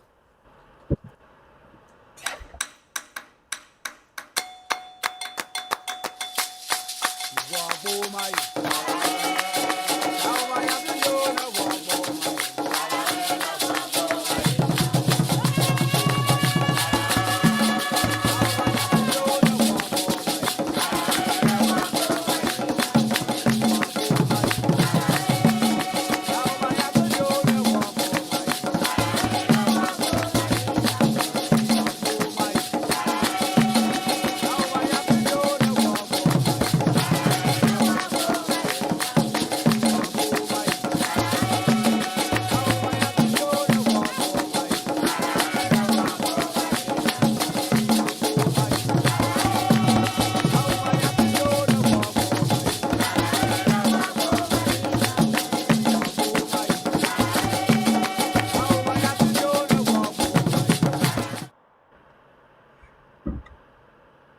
Me did the young antechua, and maybe I'm discovered for you, Pakuma Busia for Ghana. No, me used to tap send, tap send. No fee mobile money transfer.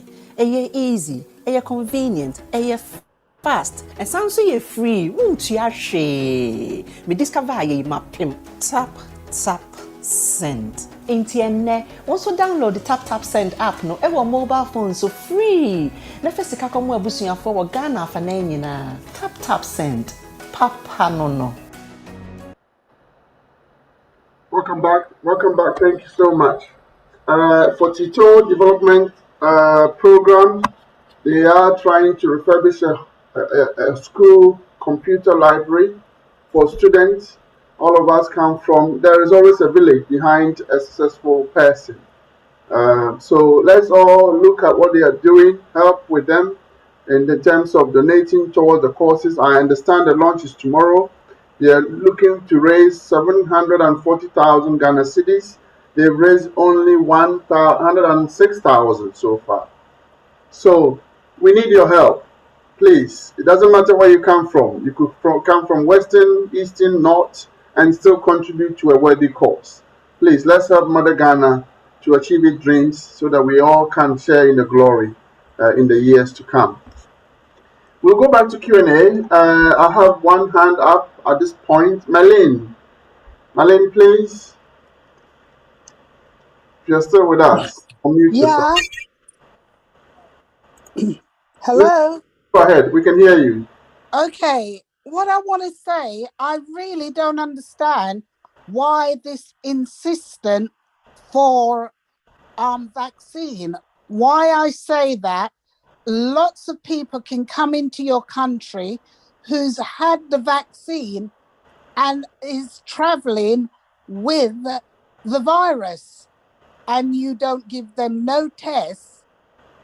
So I really don't see this massive insistence that every single person that come in the country should have a vaccine. And that's what I want to see, if that will be enforced indefinitely, because people will be coming in your country, having the vaccine and have the virus and passing it to people. It is no guarantee to stop people getting it and spreading it.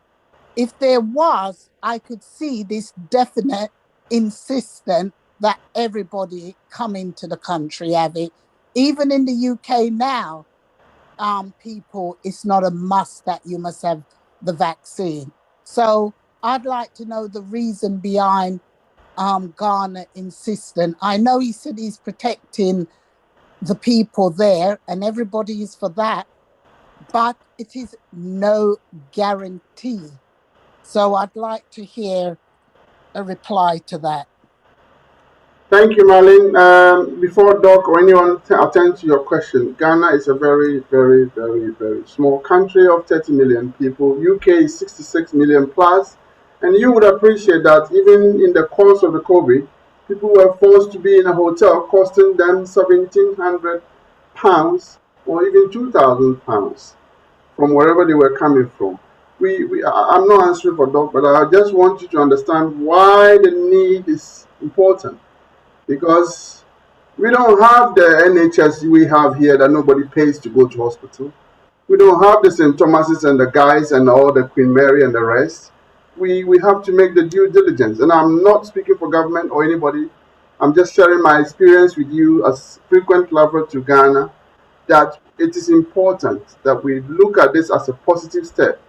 Because I would rather have people who are not vaccinated not going to Ghana than those of us vaccinated being penalized with the constant PCR test, constant test at the airport. And if you think of a family of 5, it costs £500 PCR test to go to Ghana. It's been a tough time for 2 years. So let us look at this from a different perspective other than insistence. The government is saying, if you want to come to Ghana, this is the rules. Doc, I don't know if I've made your answer any worse or better, but please go ahead. No, you've made my work very easy for me. As you rightly said, even economically for the one who is traveling to Ghana, which one is cheaper? Is it going for vaccine, which is free? I know that UK vaccination is free, isn't it? Ghana vaccination is also free. We had a lot of people complaining about when we were doing the testing, you go and do PCR tests and you come to the airport and you are tested again at a cost that people were all complaining. So all what we are saying, as a sovereign country, we believe, those of us who are at the forefront believe what the vaccines have done for us. And we believe strongly that yes, you can still be vaccinated and carry the virus and infect someone. But the key word is you don't get so sick to be admitted to hospital or you lose your life. That is a known fact. The vaccines, nobody has said any of the vaccines is 100% sensitive. None of them. It ranges between 60% to about 95%.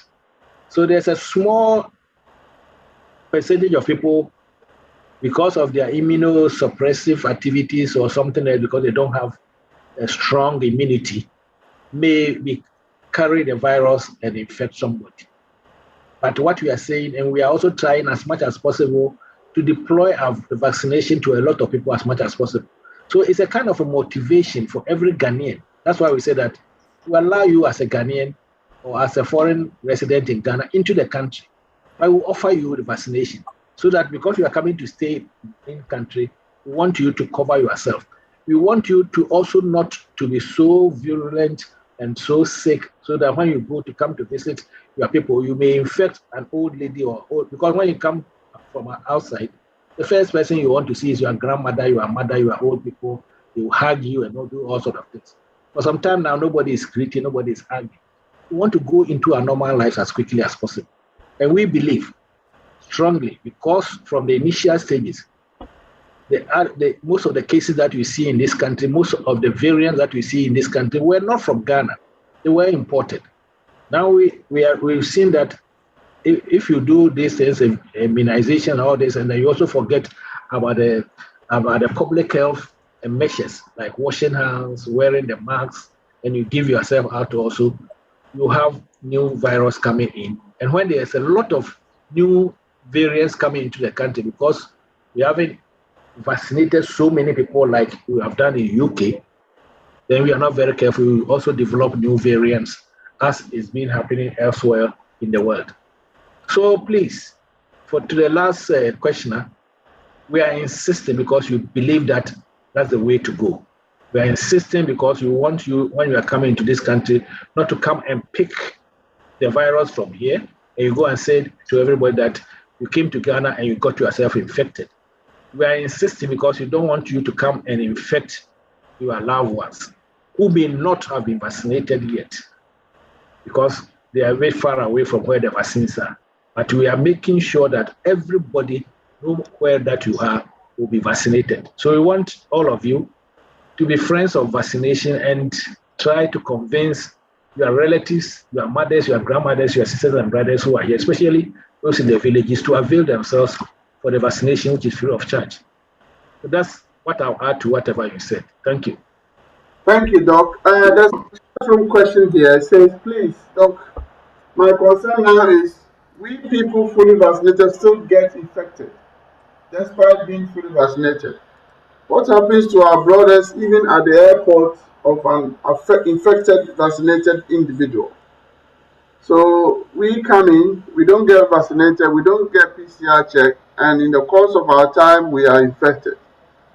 And we mingle with the airport checks, airport assistants, the immigration, everybody, those wanting to push your luggage and whatever. You are coming across drivers on your way to your hometown. What happened to all those people if we are carrying it? We are vaccinating all of them. Now we are making it that if you are at the airport, those workers who are at the airport should get themselves vaccinated. We've now eased a lot of restrictions, but the proviso is there as long as you are vaccinated. If opened up, churches can be full. And I'm very happy to announce here that the churches have assisted us so much during this pandemic. They are the people who have been announcing, convincing their congregants. The Muslims have also been helping us in their mosque. The chiefs have been also assisting us in their mosque. Because the COVID-19 in such a way that if you have one person going through COVID-19 illness and admitted or died, where you cannot even have the chance to mourn your dead as you want to do, then you'll sit and think twice. I know some people who have been infected before, they struggled, got out of the hospital, and since that time, they don't want to remove their mask, even when they are drinking water. They just remove it slightly and put the water in their mouth. But those who haven't seen it before think it doesn't matter. But God being so good, I think we are one of the few countries in the world that have managed COVID-19 efficiently. We've been mentioned on several fora where Ghana is one of the three countries which have managed this COVID-19 very efficiently and effectively. We are not different from other countries in the sub-region, but even though we have had 4 waves, there are not such large numbers of people who became very sick. And somebody will say that because you are not testing a lot of people. But if you are not testing, it will show at our mortuaries. It will show in our hospitals. It will show in our cemeteries. And people are not dying as at first when everybody thought that in Africa we'll be dying like flies. So please, we want everybody to accept what we are doing. This is a sovereign country. This is our protocols. These are our guidelines that we want people to follow. Now, traveling is no more a leisure. It's not luxury to travel. There are a lot of restrictions. As I said, I was about a month ago in Europe. I went to 4 countries in Europe. I was there for 14 days. I tested myself 17 times. 17 times, 3 PCRs and 14 antigen tests. Some of them we did it ourselves because anywhere we want to go, we have to be tested. And some of them we paid for them. Very costly. So COVID-19 is not an easy thing. Globally, it has affected almost every economy. And as our government and the president said, we want to move into our socio-economic life as quickly as possible. All our indicators, GDP and everything has gone down because we spend a lot of money on COVID-19 because we want to save lives and livelihoods.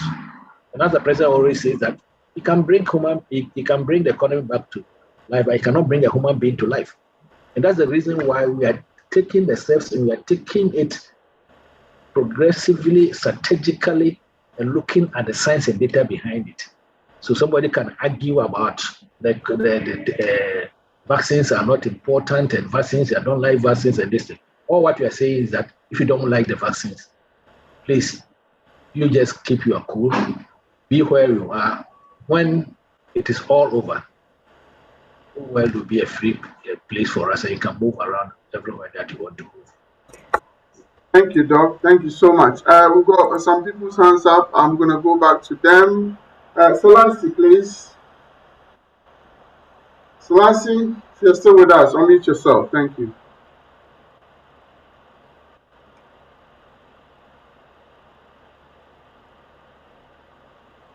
Selassie, are you still with us?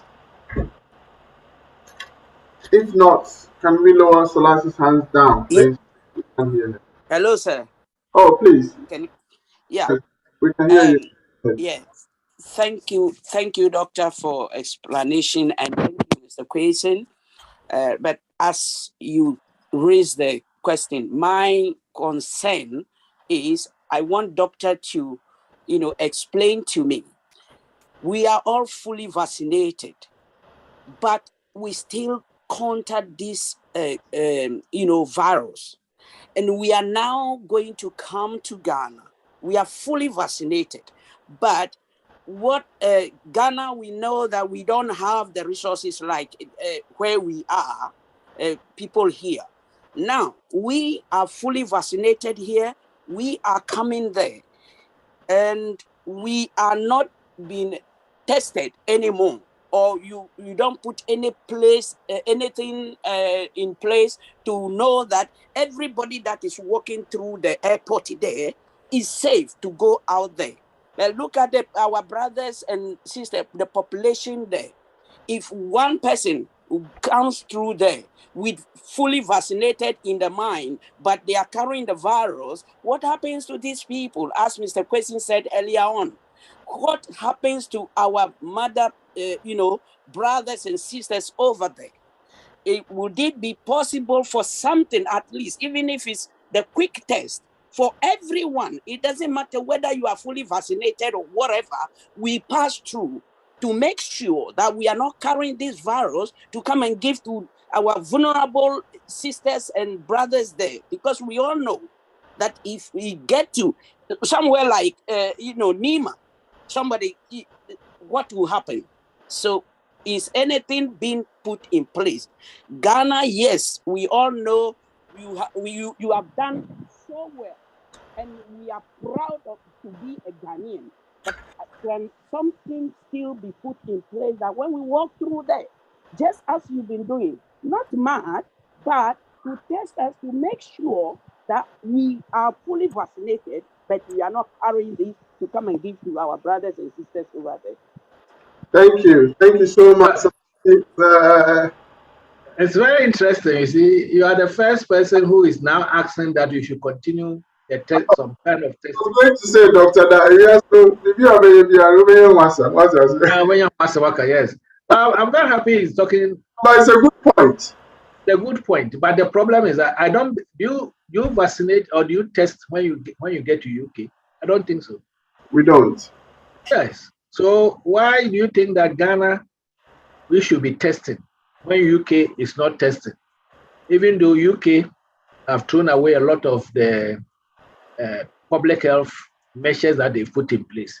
All what you are doing is that you have the vulnerable society or your brothers and sisters who are at NEMA and don't want to vaccinate.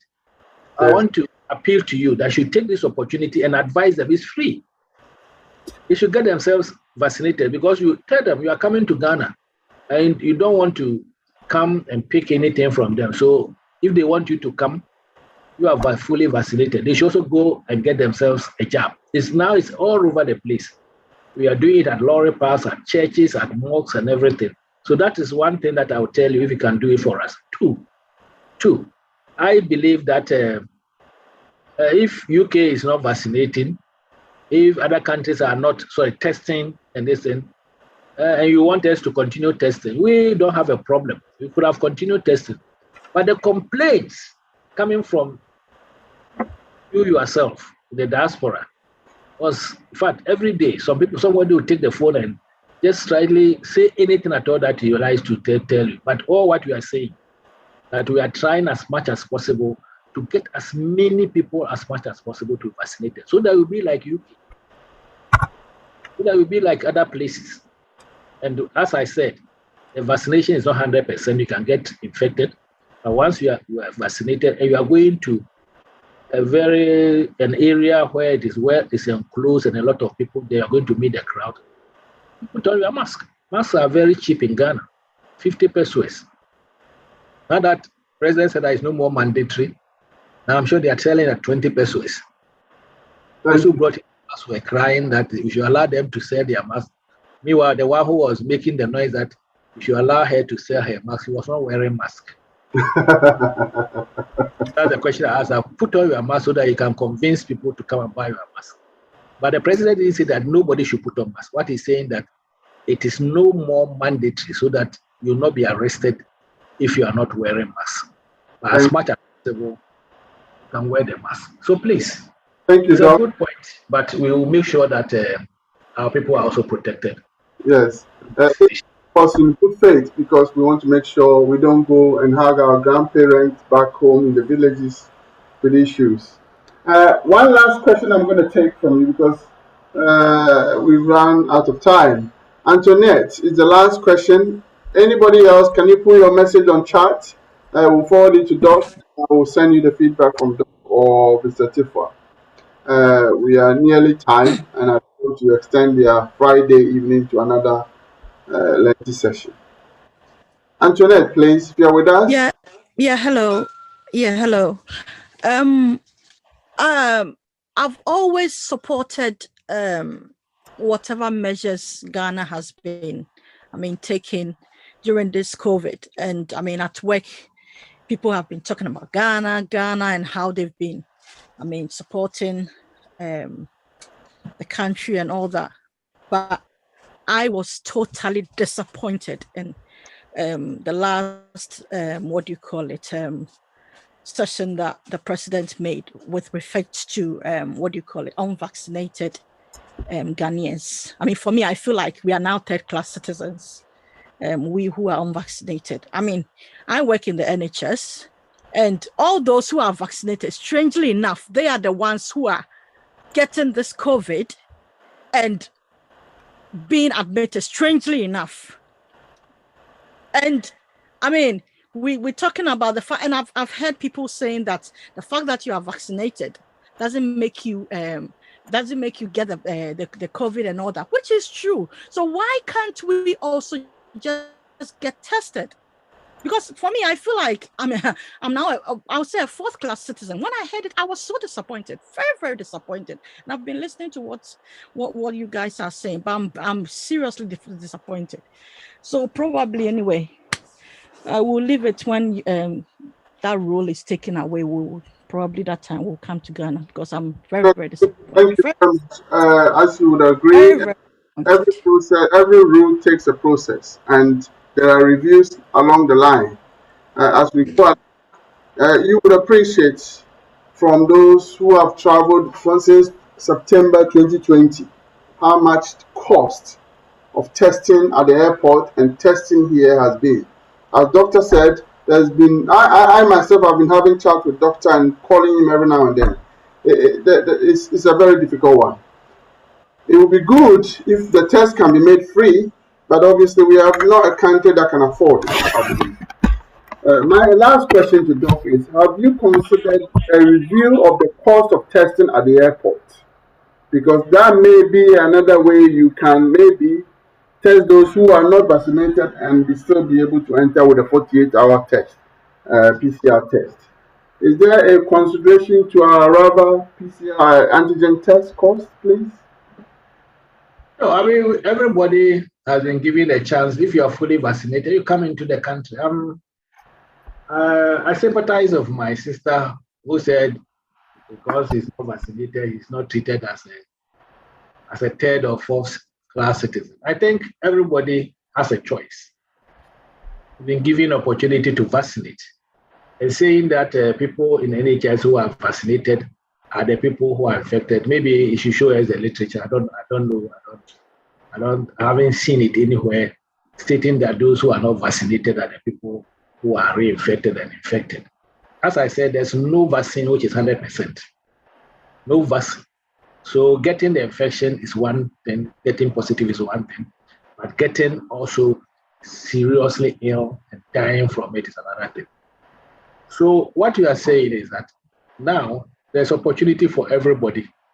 You get in now, because every Ghanaian who is coming in used to pay $50, Ghanaians and the ECOWAS citizen. So if as many as possible, every Ghanaian or anybody, foreign resident who is staying here comes in, and you are vaccinated, you don't pay a person. So there's no need to talk about the cost.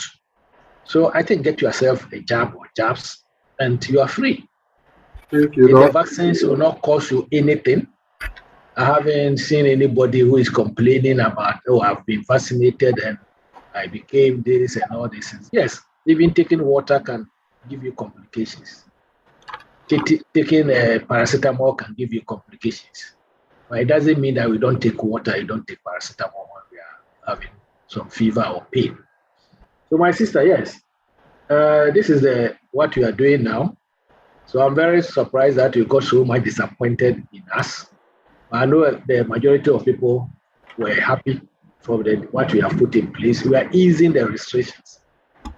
But I'm happy that I've also heard another school of thought who said that we should be testing everybody because maybe they were not much worried about the cost. But we took everything into consideration and we thought that easing the restrictions in this way is the way to go. And we'll be watching it, monitoring it, evaluating it. And as the time comes, we know what to do. We'll do it without any hesitancy or anything. So the situation is being looked at on daily basis, in country, sub-region, and globally. And then we continuously be easing the restrictions progressively and strategically. Thank you. Thank you. It's been a pleasure hosting you, Dr. Anthony Nsiah-Asare.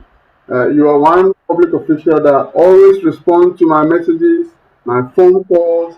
I can be a pest, but you have proved me that you're okay with me. So I'm glad that you have managed to find time to be here with us despite your schedules. Mr. Ajiman, Charles Ajiman, thank you. Today, the focus was on vaccination and the requirement for Ghana, but I think I need to host you on Ghana High Commission, passport, visas, and everything else. So there are questions here that I've seen that I've deliberately not answered because it's not to do with vaccination and travel to Ghana at this point. I think it's been a pleasure having both of you. Please, in a matter of minutes, can you round up your closing remarks, please? Mr. Tefwa first. I must say that on our part, as the Ghana High Commission, we are following the protocols. I mean the updated guidelines, and then when our applicants come, and those who don't come with the NHS COVID pass, we have all the patients. We explain to them, make sure that they provide us, then we issue them with the appropriate visa. At times, some come, you see that they lack patience. We have the patience to receive them. We have the patience to accommodate them. We have the patience to serve them. We are here to serve them. And we do just that. So we encourage our applicants to also assist us by following the protocols. So at the end of the day, we, the High Commission and the applicants, we all live happily. I think this is what I would say. Thank you, Mr. Tefwa. Doc, your final conclusions, please. Yeah, it's always been very nice, and I'm very happy anytime that I meet you and your group. I think I've learned a lot of things from tonight. I've seen that everybody has a different way of looking at things, and when we are taking the next easing of restrictions, I'll bring this to forth that look as if some people want us to continue testing. No. At the cost. Yes, it's just by the way. But I'm very happy that it's like that. But what I would tell you, since you in the diaspora, you have a lot of influence on your people here. What you are trying to let people do is that we have a lot of vaccines in country. As I said from the beginning, we have nearly about 81 million doses of vaccine in the country. We want to make sure that we give at least 60% to 65% of our people vaccination, the adult population, to get our herd immunity to what African Union has set for all of us. We are doing it. We are moving on. We have enough vaccine. So please, please, please, I've said it 3 times, inform your relatives, friends in country that as much as possible, let them come, go to the nearest place where we are giving vaccination, or when the vaccines come near them, they should take it and take their full dose. Those who need to have a booster doses, also we have available. We can mix and match them. If you've taken AstraZeneca, you can go for Pfizer. Luckily for us, this has given us opportunity to improve on our health systems. Before that, we didn't have ultra code system in the country. Now all the 16 regions and almost all the 260 districts have ultra code vaccine storage. We are moving forward. We've learned a lot of lessons. We want to improve the number of infrastructure we have in this country so that every district will have a good district hospital. We want to put up 3 psychiatric hospitals in the country. And more importantly, we are moving into vaccine production, which hopefully come January 2024, the first commercial doses will come. Not only for COVID vaccines, but we are more interested in malaria vaccines, in TB vaccines, in other childhood vaccines. We want to challenge our scientists in our research institutes. We want to challenge our pharmaceutical companies to go into biological preparations, biological preparations, and also vaccines, so that we become self-sufficient in vaccines and also secure health security in this country. So continue to back us, pray for us, pray for the government and the president and everyone, all of us, so that we get out of this pandemic as quickly as possible and move this country forward and put health at where it's supposed to be. We want to be like UK. We want to be like St. George's Hospital and the NHS system, so that we run a very good system in the country, because health is wealth. That's the reason why we are trying to do all these things to make the country a better place to live. Thank you, and God bless all of you. Thank you, Doc. Thank you, Mr. Tefua. It's been a pleasure, as I said. You spent so much time with us. We are grateful. May God continue to bless your counsels and upon your work. That as many times as we call upon you, you are here to educate, inform, and make us aware of the issues around our community and in our country of our motherland that we love so dearly. On behalf of Ghana Community Awareness Forum, I want to thank all the audience for joining us. It's been an informative evening. Have a restful weekend, and please stay safe and be well. Good night and be blessed. Thank you. Guys.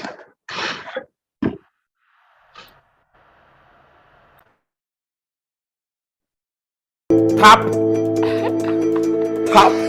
and send. It's okay. Go. Let me speak to my people. Now, let me speak to you. I know the stress people go through when they want to send money from abroad to their family members and loved ones in Ghana and even Africa. See, if you are in the USA, if you are in London, UK, Canada, Europe, any part of the world, see, Tap Send has made it very easy. All you have to do is to tap and send. Within a twinkle of an eye, your money will be sent with no stress. It's very fast, convenient, and easy to access everywhere. What are you waiting for? Just tap, and send. Download Tap Send now on Google Play and App Store. Tap Send. It's secure, convenient, easy, and fast.